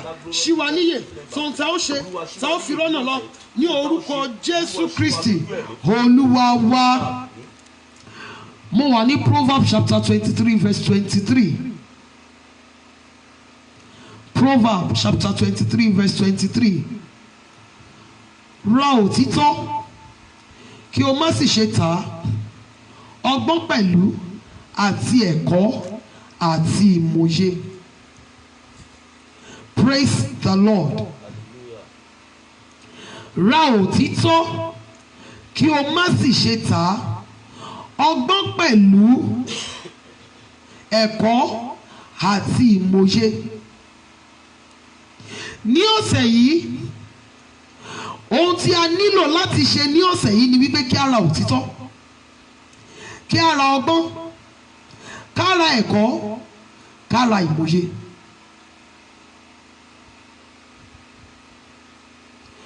Èèyàn lè máa gba àdúrà ní tòótọ́, èèyàn lè máa gba àdúrà kó máa gba àwẹ̀, kó máa gba àdúrà, kó máa ṣe ìṣọ́ òru, ṣùgbọ́n tí ò bá ti fi ọgbọ́n Ọlọ́run tí ò bá ti fi kún un, á wá dàbí pé àdúrà ò gbà. Nínú iṣẹ́ tí ẹ ń ṣe yẹn, ẹ jẹ́ olótìtọ́ nínú rẹ̀. Ẹ pààrọ̀ bí ẹ ti ń ṣe nǹkan tẹ́lẹ̀ tẹ́ fi ń rí the same result. Ẹ lè sọ wípé ẹ ti ń gbàdúrà Ọlọ́run darí ìbùkún wá jẹ́ kí n tàtà jèrè, kẹ́ ẹ máa kanra mọ́ àwọn customers yín. Ayé kọ́ ló ń ṣe yín, gbogbo nǹkan kọ́ lógun ayé. When you pray to God, bóyá ẹ jẹ́ ẹni tó ń ṣe business, ẹ ti gbàdúrà sí Ọlọ́run, irú àwọn ọjà wo ló wà nínú ṣọ́ọ̀pù yìí? Ṣé nǹkan tí àwọn ènìyàn gidi tí wọ́n nílò ni, àbí nǹkan tí ò wúlò fún àwọn ènìyàn pàtàkì? Ẹ ń ta aṣọ tó wà nínú ṣọ́ọ̀pù yìí, ìyàwó kọmíṣánná ò lè wọ̀, ìyàwó gọ́fúnà ò lè wọ̀. Àwọn aṣọ tẹ́ kó jọ sínú ṣọ́ọ̀pù, àwọn aṣọ tí àwọn ìyá aláta tí wọ́n máa fi ata bá, tí wọ́n lè wọ̀ lọ sọ́jà, kì í ṣe àwọn aṣọ tí àwọn ènìyàn pàtàkì lè wọ̀ ló wà nínú ṣọ́ọ̀pù yín. Ra òtítọ́, má ṣe tà, ra ọgbọ́n, ra ẹ̀kọ́, ra ìmọ̀ye. Ẹ lè máa gba àdúrà ní tòótọ́, ṣùgbọ́n a gbọ́dọ̀ fi ọgbọ́n Ọlọ́run kún ohun tí a ń ṣe. We as wives, bá a ṣe ń ṣe àwọn nǹkan tí a ń ṣe tẹ́lẹ̀, ẹ jẹ́ kí a tún change pattern. Learn new things. Kò sí ẹ̀ṣẹ̀ nínú wípé o kọ́ ohun tuntun. Àwa gẹ́gẹ́ bí obìnrin nínú ilé, bóyá ọkọ àti àwọn ọmọ wa wọ́n like rice. Ǹjẹ́ ẹ jẹ́ mọ̀ wípé rice ẹ̀ ń sè yóò ti ń sún wọn nítorí kíni? The only way tẹ́ fi ń ṣe rice fún wọn for the past 10, 15, 20 years ni pé kí ẹ ṣe ní white kẹ́ ẹ dín ata sí. Bí wọ́n ṣe like rice tó, ó ti máa sún wọn, ó ti máa boring sí wọn, kò ní wù wọ́n kí wọ́n jẹ mọ́. Change the way you do things. Bí o ti ń ṣe nǹkan tẹ́lẹ̀ tó ń rí the same result, change it. Ra òtítọ́, má ṣe tà á. Stop deceiving yourself. Listen to me. Àwọn ọkùnrin tó bá jẹ́ ọkùnrin tó mọ taste, tó bá ṣe ọbẹ̀ fún ọkùnrin míì tí epo ẹ̀ bá ra lẹ́nu, ó mọ̀. Ọkùnrin míì kò kàn, anything goes ni. Tí ọkọ yín bá wá ń complain wípé sí, tó bá ti wò wípé epo yìí ò mọ bó ṣe lè máa ṣe, kó má máa ṣe báyìí, bóyá kó máa lo òróró. Ignore àti pé ọkùnrin yìí láìkò òróró.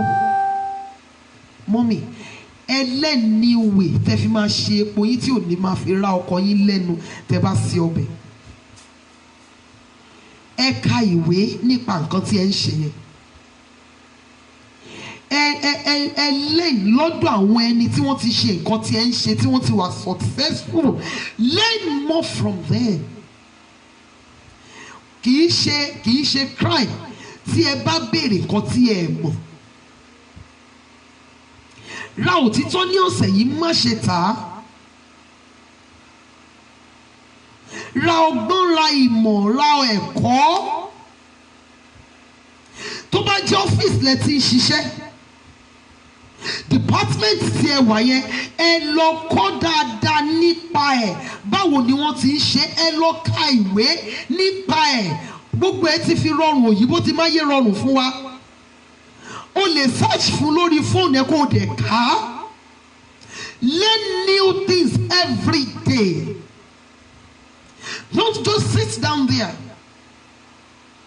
Kò sọ wípé ó ń gba àdúrà, ó ń gbàwẹ̀, ó ń gba àdúrà, ó ń gbàwẹ̀, ó ń ṣe ìṣọ́ òru.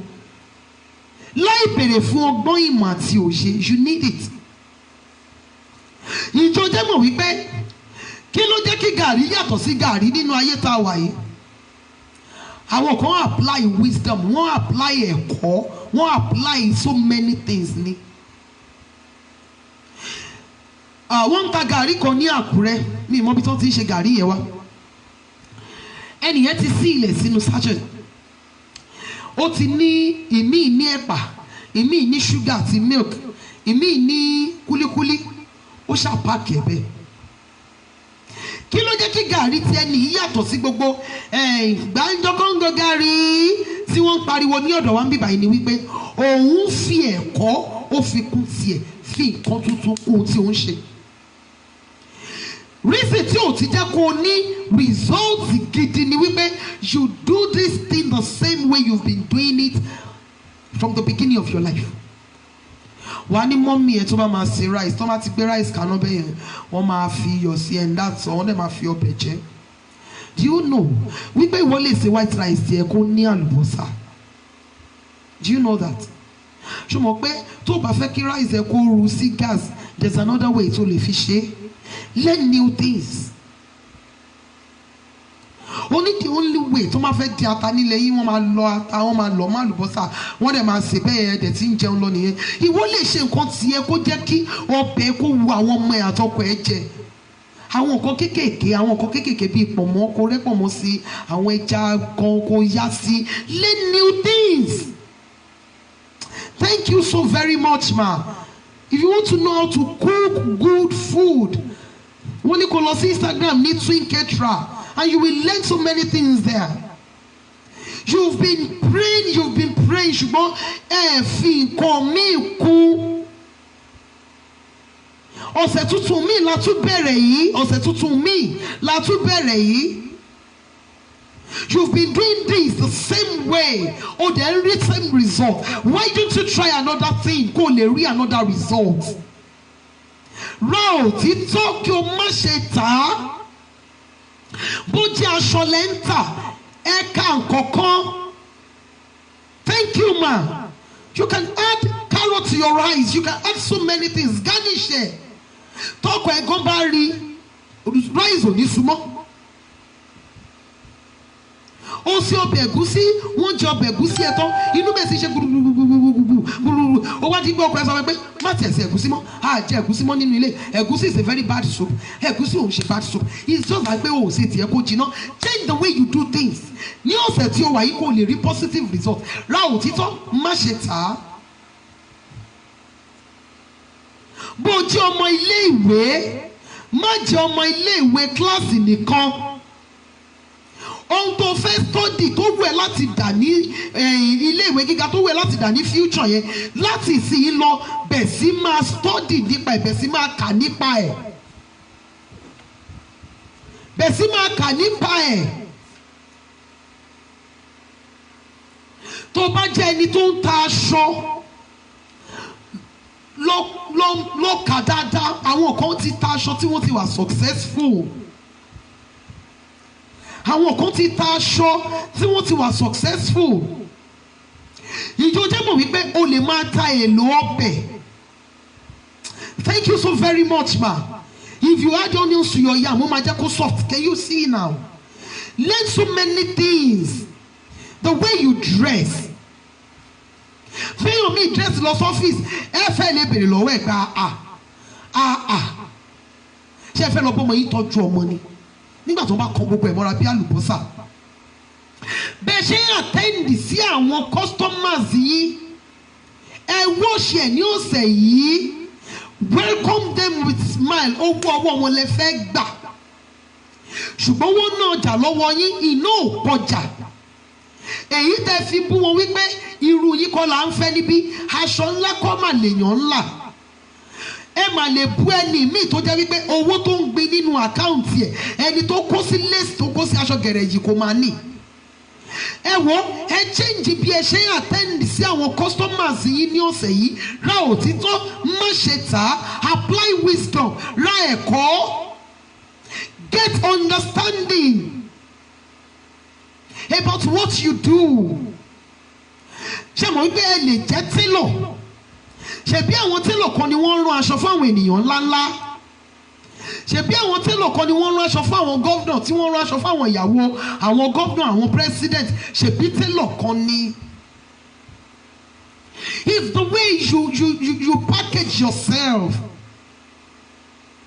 ǹjẹ́ jẹ́ mọ̀ wípé ẹ lè lọ síbi tó ti ń ṣe àwọn ọ̀rá kí wọ́n ṣe orúkọ yín sí lára kí nọ́mbà yín wà níbẹ̀ tẹ́ bá ti rán aṣọ àwọn customers yìí tán kẹ́ ẹ páàkì ẹ jẹ́ kí finishing aṣọ yín kó make sense kì í ṣe pé kẹ́ ẹ rán aṣọ tó kọ́ máa wo òwú nínú aṣọ yín ẹ jẹ́ kí packaging yín kó make sense. Change the way you've been doing things for you to get positive results. Get logo for your brand. There are so many things for you can do just to make this work for yourself.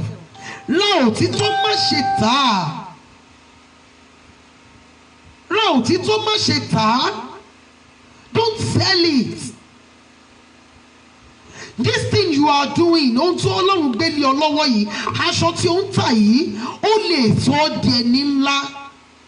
Ìkọ̀kan lẹ̀ tí ìfikún ẹ fi ẹ̀kọ́ kù. Kò sí nǹkan tí ènìyàn ń ṣe láyé tí ò yẹ kó kàwé pẹ̀lú ẹ̀. Bẹ́ẹ̀ tí ẹ̀dẹ̀ wá mọ̀ ìwé kà ẹ lè gbé ìgbésẹ̀ kò sí nǹkan tó ń jẹ́ wípé ó ti pẹ́.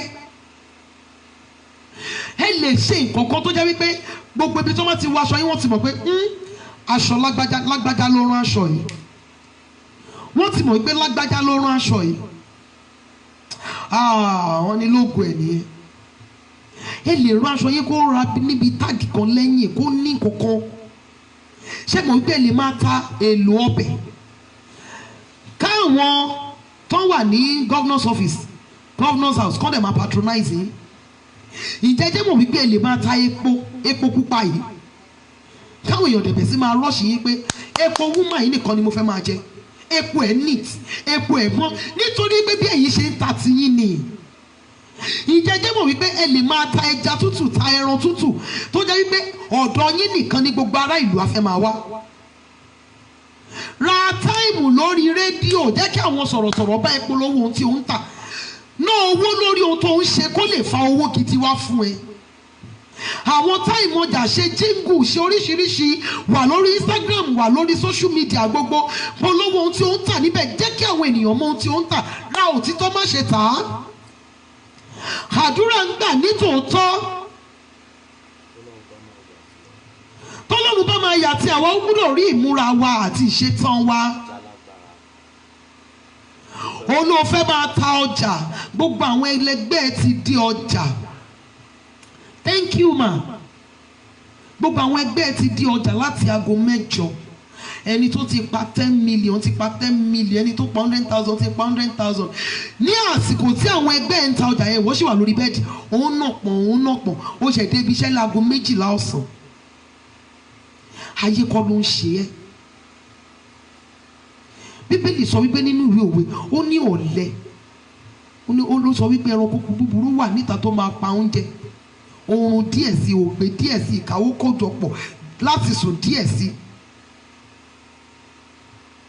Ọlọ́run kì í ràn ọ̀lẹ lọ́wọ́.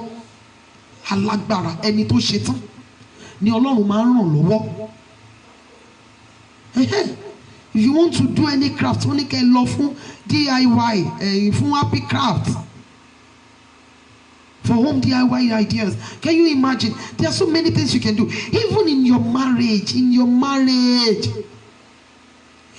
relationship. Change the way you've been doing things.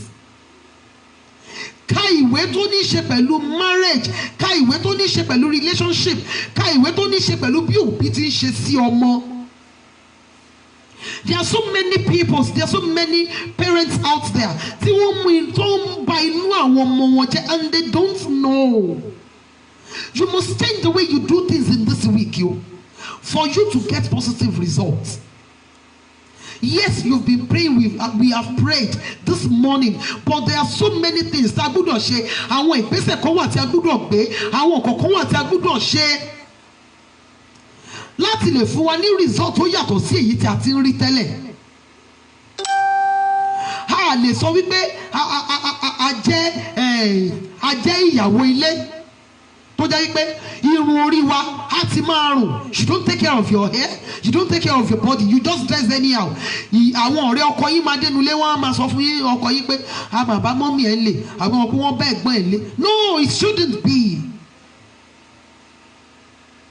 Dress nice, take care of yourself. Gbogbo àwọn ibi tó bá yẹ irun ibi tó bá yẹ kẹ́ fá kúrò ní ara ẹ fá kúrò lára. Take care of yourself. Smell nice. cook good food, dress well. Attend sí àwọn ènìyàn àyíká yín bí ẹni tó mọ tó ń ṣe. Respect them. Tó bá ná ọjà ní ìnákúnà ní ọwọ́ yín, you just tell them pẹ̀lú ẹ̀rín pa kó gbà ó. Lè tàbí ẹ̀ mọ̀ pé gbogbo nǹkan ti wọ́n. Bẹ́ẹ̀ bá ṣe ṣe sí wọn ló máa mú wọn padà wá. Torí pé o jẹ́ mechanic, wọ́n wá ń ṣàwèrè kiri àárín street, wọ́n bá gbé ẹ mọ́ wọn. Kí ló dé? Must you dress like that? Aṣọ iṣẹ́ yàtọ̀ sí aṣọ tí wọ́n mú jáde. The Lord will help me. So please, ra òtítọ́ nínú ọ̀sẹ̀ yìí, má ṣe tà. Learn more, learn new things, read books, watch videos tó ní ṣe pẹ̀lú ohun tí ó ń ṣe. Don't just sit down there kó máa wo Nollywood film, Bollywood film, Zee World. No. Watch videos tó lè ru ẹ̀mí yín sókè. Àwọn nǹkan tó lè ràn yín lọ́wọ́ lórí ohun tí ẹ ń ṣe. Ẹ ka ìwé. Ẹ learn láti ọ̀dọ̀ àwọn ènìyàn tí wọ́n ti wà successful. Kò ní í ṣe pẹ̀lú age o, pẹ̀lú ọjọ́ orí o. No.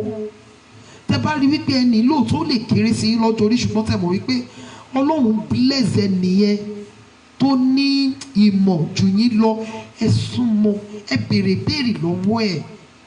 Ẹ wò, ẹ má jẹ́ kí pride bà nǹkan jẹ́. Kò sí crime níbẹ̀ wípé kí ẹ béèrè nǹkan lọ́wọ́ àwọn èèyàn tí wọ́n mọ̀ jù yín lọ. Ẹni tó bá mọ̀ jù yín lọ máa mọ̀ wípé ẹni tó béèrè nǹkan lọ́wọ́ òun kì í ṣe yẹ̀yẹ́ ló yẹ kóun fi ṣe.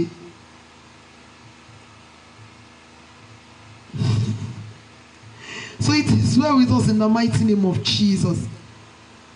Tí a bá ń gbàdúrà, ẹ jẹ́ ká apply ọgbọ́n Ọlọ́run. Ẹ jẹ́ ká apply ọgbọ́n Ọlọ́run. Ẹ má jẹ́ ká jẹ́ òpè nínú ìgbàgbọ́. Ọ̀nà tẹ́ fi ń ṣe nǹkan láti àtẹ̀yìnwá tí ẹ rí result tẹ́ fẹ́, ẹ change ẹ̀. Tẹ́ bá change ẹ̀, ẹ bẹ̀ sí máa rí positive result. Ẹ bẹ̀ sí máa rí. Kọ́lọ́run kó bù sí ọ̀rọ̀ rẹ̀. Ẹ jẹ́ kí a sọ fún Ọlọ́run, Olúwa, nínú ọ̀sẹ̀ yìí ràn mí lọ́wọ́. Yà sọ́dọ̀ mi. Olúwa ràn mí lọ́wọ́ nínú ọ̀sẹ̀ yìí. Olúwa yà sí ọ̀dọ̀ mi. Mo fẹ́ rí ọ lọ́nà tí mi ò bá rí ọ rí. Mo fẹ́ rí ọ. Olúwa jẹ́ n rí ọ. Arúgbó ọjọ́ yà sọ́dọ̀ mi. Ó yá àdúrà ní orúkọ Jésù, ní orúkọ Jésù, ní orúkọ Jésù Kristi ti Násárẹ́tì. Ọlọ́run wa, nínú ọ̀sẹ̀ yìí a fẹ́ rí ọ ní orúkọ Jésù Kristi ti Násárẹ́tì. Olúwa yà sọ́dọ̀ wa. Arúgbó ọjọ́ yà sọ́dọ̀ wa. Jésù Kristi Olúwa wa. Ẹ jẹ́ sọ fún Ọlọ́run, Olúwa, gbogbo ìmọ̀ búburú sí òru fi hàn nípa mi, ọjọ́ má jò fọhùn rẹ̀ jáde. Olúwa, má jò ṣẹ mọ́ mi lára. Ó yá àdúrà ní orúkọ Jésù, ní orúkọ Jésù, ní orúkọ Jésù. Bàbá mi àti Ọlọ́run mi, gbogbo ìmọ̀ búburú tí òru fi hàn nípa èmi àtàwọn ọmọ mi àtọkọ, nípa gbogbo altar of prayer members, nípa gbogbo àwọn interpreters wa lórí program yìí, gbogbo ìmọ̀ búburú tí òru fi hàn nípa wa, ọjọ́ má jò fọhùn rẹ̀ jáde, ọjọ́ má jò fọhùn lé lórí, ní orúkọ Jésù Kristi. Olúwa, sọ ọ́ di asán. Jésù Kristi Olúwa wa. Ẹ̀mí Ọlọ́run sọ fún mi báyìí wípé ẹnìkan láàlá wípé wèrè wá nà òun lójú oorun. Ẹ̀mí Ọlọ́run wípé ẹnìkan láàlá pé wèrè nà lójú oorun.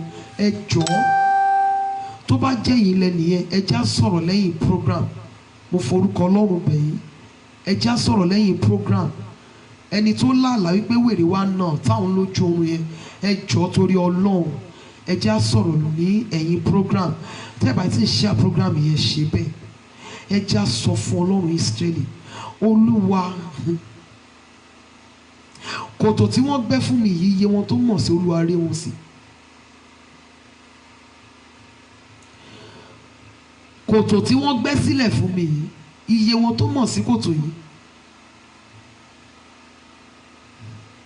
Olúwa jẹ́ kí wọ́n rí sí.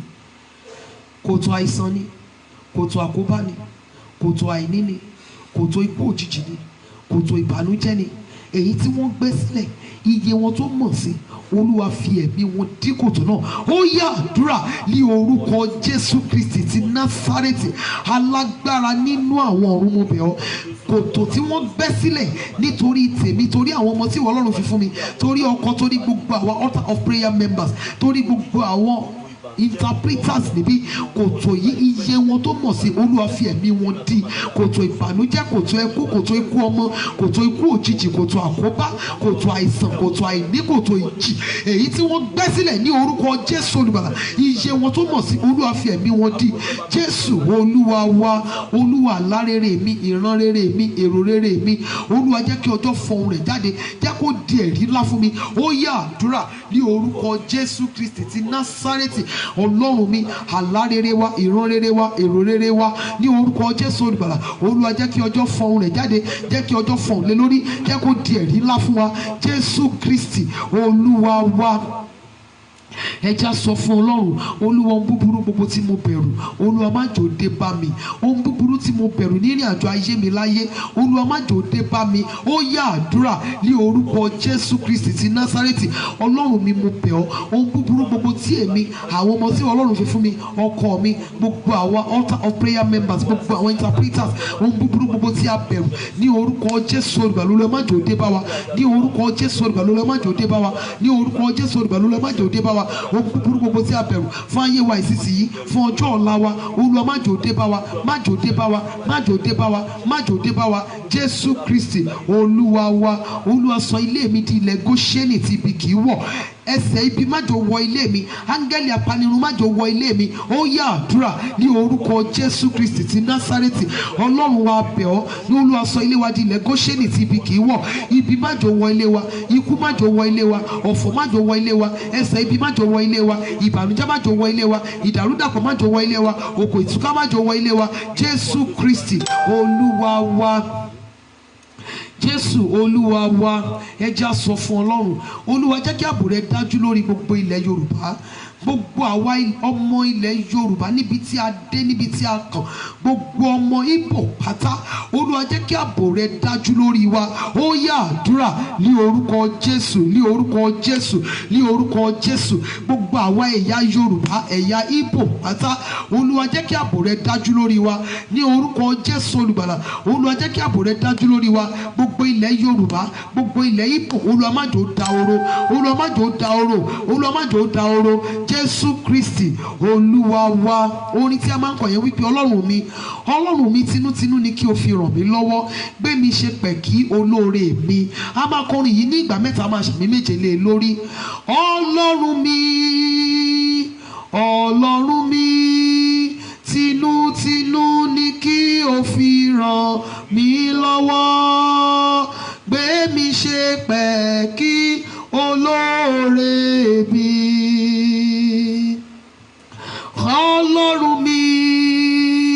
Ọlọ́run mi tinútinú ni kí o fi ràn mí lọ́wọ́, gbé mi ṣe pẹ̀kí olóore mi.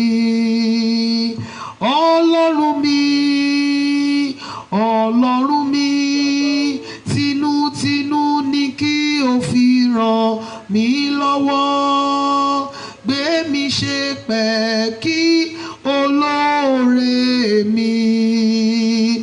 Àmì ńlá méje, àmì, àmì, àmì, àmì, àmì, àmì, àmì ní orúkọ Jésù. Ọlọ́run fi tinútinú ràn mí lọ́wọ́, Olúwa yọ́nú sí mi. Ó yá àdúrà ní orúkọ Jésù, ní orúkọ Jésù, ní orúkọ Jésù. Ọlọ́run a bẹ̀ ọ́, fi tinútinú ràn wá lọ́wọ́, Olúwa yọ́nú sí wa. Arúgbó ọjọ́, fi tinútinú ràn wá lọ́wọ́, Olúwa yọ́nú sí wa, Olúwa yọ́nú sí wa, Olúwa yọ́nú sí wa. Jésù Kristi Olúwa wa. Olúwa gbé mi ṣe pẹ̀kí olórí, aláàánú àti olùrànlọ́wọ́ mi. Jẹ́ kí wọ́n dá mi mọ̀ bí ẹni tí o rán wọn sí. Jẹ́ kí wọ́n fi rí ọwọ́ wọn jíṣẹ́ fún mi. Má jẹ́ ń jẹ́ ọ̀tá olórí, aláàánú àti olùrànlọ́wọ́, aláàánú olórí àti olùrànlọ́wọ́, má jẹ́ ó di ọ̀tá mi. Ó yá àdúrà ní orúkọ Jésù Kristi ti Násárẹ́tì. Ọlọ́run wa bẹ̀ ọ́ ní orúkọ Jésù olùgbàlà, Olúwa gbé wa ṣe pẹ̀kí olórí aláàánú àti olùrànlọ́wọ́ ní orúkọ Jésù olùgbàlà. Jẹ́ kí wọ́n dá wa mọ̀ bí ẹni tí o rán wọn sí, jẹ́ kí wọ́n fi rí ọwọ́ wọn jíṣẹ́ fún wa ní orúkọ Jésù. Má jáde ọ̀tá olórí aláàánú àti olùrànlọ́wọ́, aláàánú olórí àti olùrànlọ́wọ́ má jò di ọ̀tá wa. Jésù Kristi Olúwa wa, ẹja sọ fún Ọlọ́run, Olúwa ebi ohun rere má jò pa mí. Ọlọ́run mi, ayé má jò fi iná gbaṣọ lára mi, má jẹ́ n rí ewu iná, má jẹ́ n rí ewu ìjàmbá iná, ewu iná má jò wù mí. Ó yá àdúrà ní orúkọ Jésù Kristi ti Násárẹ́tì. Ọlọ́run mo bẹ̀ ọ́, má jà rí ìjà iná ní orúkọ Jésù. Ewu iná má jò wù wá, ayé má jò fi iná gbaṣọ lára wa, ewu iná má jò wù wá, ewu iná má jò wù wá, ewu iná má jò wù wá, ewu iná má jò wù wá, ewu iná má jò wù wá, ewu iná nípa tara nípa ti ẹ̀mí má jò wù wá, iná ara iná ẹ̀mí má jò jó wa ní orúkọ Jésù olùgbàlà. Iná ara iná ẹ̀mí má jò jó wa, iná ara iná ẹ̀mí má jò jó wa. Jésù Kristi Olúwa wa, ẹ jẹ́ mú anointing oil wa.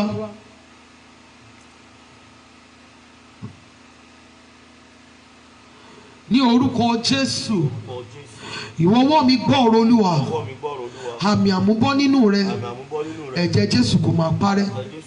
Àmì àṣetì nínú rẹ, ẹ̀jẹ̀ Jésù kò máa parẹ́. Láti òní lọ, ohun rere gbogbo tí n bá dáwọ́ mi lé kó máa yọrí sí rere fún mi. Ohun rere gbogbo tí n bá dáwọ́ mi lé kó máa yọrí sí rere fún mi.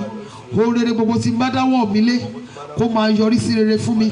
Mi ò ní fọwọ́ mi gbé ọmọ sí, mi ò ní fọwọ́ mi tọ́ka sí ibojì ọmọ mi, mi ò ní ṣàmúbọ̀ olóore, mi ò ní ṣàmúbọ̀ aláàánú, mi ò ní ṣàmúbọ̀ olùrànlọ́wọ́. Olóore aláàánú àti olùrànlọ́wọ́ wọn ò ní bọ́ sọnù mọ́ mi lọ́wọ́.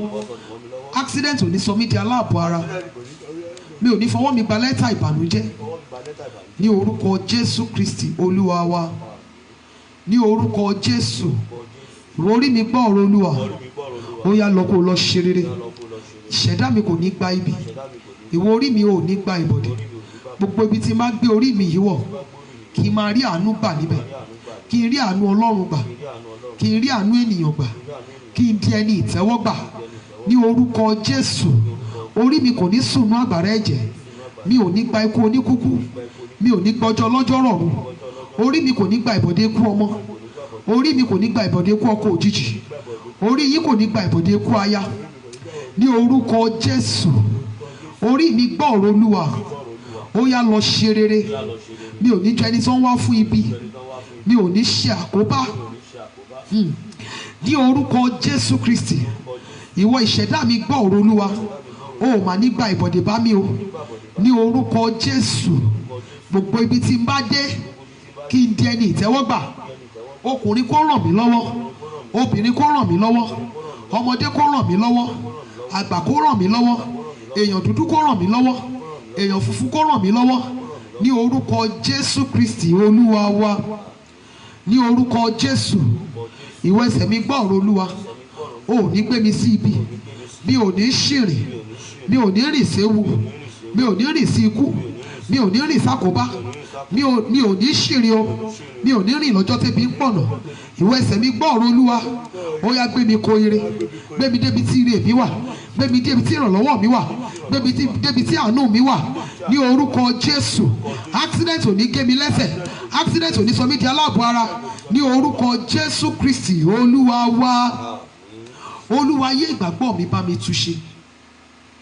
Olúwa jẹ́ kí n dé ọ̀dọ̀ rẹ sí mi ní ìkẹyìn níbi tí mo kù sí. Olúwa tú mi ṣe, jẹ́ kí n rí àánú ìkẹyìn ìgbà, jẹ́ n dọ́dọ̀ rẹ sí mi ní ìkẹyìn. Ó yá àdúrà ní orúkọ Jésù, ní orúkọ Jésù, ní orúkọ Jésù Kristi ti Násárẹ́tì. Ọlọ́run tó pọ̀ ní ipá àti agbára, má jà fáyé yìí bà òun wa jẹ́. Níbi tí a kù sí, Olúwa tú wa ṣe ní orúkọ Jésù. Olúwa tú wa ṣe, Olúwa tú wa ṣe, Olúwa tú wa ṣe. Jésù Kristi Olúwa wa, Jésù Olúwa wa, Jésù Olúwa wa. Ẹ jẹ́ ká ṣí omi wa.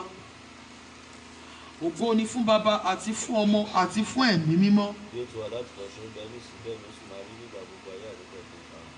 Psalm 111. Psalm 111. Ẹ máa yin Olúwa, èmi ó máa yin Olúwa tinútinú mi nínú ìjọ àwọn ẹni dídúró ṣinṣin àti ní ìjọ ènìyàn. Iṣẹ́ Olúwa tóbi, ìwákiri ni fún gbogbo àwọn tí ó ní ìfẹ́ rẹ̀ nínú. Iṣẹ́ rẹ̀ lé ọlá òun ògo, òdodo rẹ̀ sì dúró láéláé. ó ṣe iṣẹ́ ìyanu rẹ̀ ní ìrántí. Olóore ọ̀fẹ́ lé Olúwa, ó sì kún fún àánú. Ó ti fi oúnjẹ fún àwọn tí ó bẹ̀rù rẹ̀, yóò rántí májẹ̀mú rẹ̀ láéláé. Ó ti fi àṣẹ agbára rẹ̀ hàn àwọn ènìyàn rẹ̀ kí ó lè fún wọn ní ilẹ̀ ìní àwọn kèfèrí. Òtítọ́ àti ìdájọ́ ni iṣẹ́ ọwọ́ rẹ̀, gbogbo òfin rẹ̀ ni ó dáni lójú. Wọ́n dúró láé àti láéláé, nínú òtítọ́ àti ìdúróṣinṣin lè a ṣe wọ́n. Ó rán ìdáǹdè sí àwọn ènìyàn rẹ̀, ó ti pàṣẹ májẹ̀mú rẹ̀ láéláé. Mímọ́ àti ọ̀wọ̀ lé orúkọ rẹ̀. Ìbẹ̀rù Olúwa ní ìpilẹ̀ṣẹ̀ ọgbọ́n, òye rere ní gbogbo àwọn tí ń pa òfin rẹ̀ mọ́ ní ìyìn rẹ̀ dúró láéláé. Ògo ni fún Bàbá àti fún Ọmọ àti fún Ẹ̀mí Mímọ́.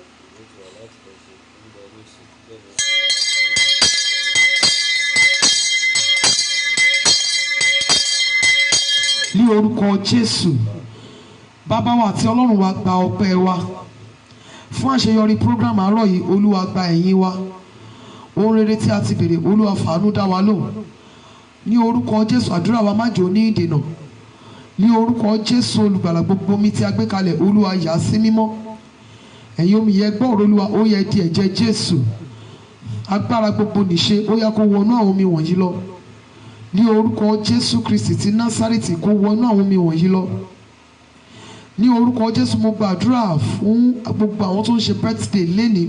Ní orúkọ Jésù, Ọlọ́run Ísírẹ́lì kó bá mi súre fún yín. Ìrìn àjò ọdún tuntun tẹ́ ẹ bẹ̀rẹ̀ lónìí, Ọlọ́run Ísírẹ́lì kó bá yín rìn. Ohun rere tí ọkàn yín fẹ́, Ọlọ́run kó fi ṣe birthday yìí fún yín. Ní orúkọ Jésù, ẹ̀mí yín kò ní sọnù. Ní orúkọ Jésù olùgbàlà, ìrìn àjò ọdún tuntun yìí, arúgbó ọjọ́ kó bá yín rìn láyọ̀. Ní orúkọ Jésù olùgbàlà, gbogbo àwa altar of prayer members pátá, home and abroad, Olúwa gbàdúrà fún wa. Olúwa múnú wa dùn. Arúgbó ọjọ́ mú ayọ̀ wa kú. Altar of prayer gbọ́ ọ̀rọ̀ Olúwa, ó yá lọ máa fọ̀ ọ́ ní ibi gíga. Ò ní ṣe dá dúró. A ó máa yin Ọlọ́run wa. Jésù Kristi Olúwa wa. Àmín, àmín, àmín ní orúkọ Jésù. Mo kí gbogbo ẹ̀yin mọ́mí, ẹ̀yin dáàdì ní orúkọ Olúwa wípé a kó àdúrà lórúkọ Jésù olùgbàlà. Àdúrà wa kò ní ní ìdènà. Àdúrà wa yóò gbà. Ẹ jọ̀ọ́ ẹ má gbàgbé aṣọ àwọn ọmọ tí mo bá wa sọ. Ẹ jọ̀ọ́ ẹ má gbàgbé bóyá aṣọ tí ẹ fi tọ́ àwọn ọmọ yín tó sì dáa tí àwọn ọmọ mi lè lò láti aṣọ bébì. Ẹ jọ̀ọ́ a nílò àwọn aṣọ yìí fún àwọn ọmọ. Mo fi orúkọ Ọlọ́run bẹ̀ yín. Ẹ jọ̀ọ́ àwọn aṣọ tó sì dáa táwọn ọmọ yìí lè lò láti bébì sí ọmọ ọdún 4, ọmọ ọdún 5 lọ́kùnrin lóbìnrin. Ẹ jọ̀ọ́ torí Ọlọ́run mo fi bẹ̀ yín. Bákan náà, ẹ má jà gbàgbé watchword wa fún 2021. My secret is my strength. Yóò dára fún wa ní orúkọ Jésù.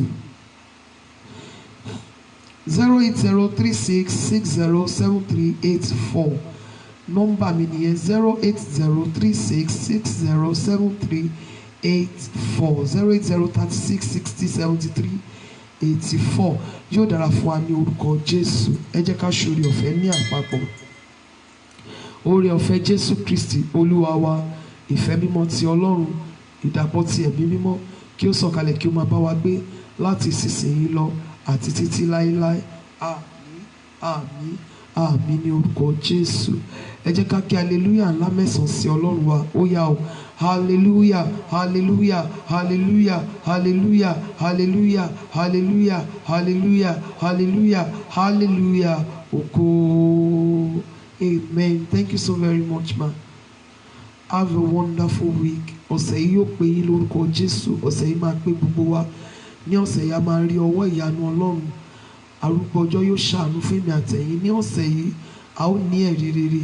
Jésù Kristi Olúwa wa. Àmín.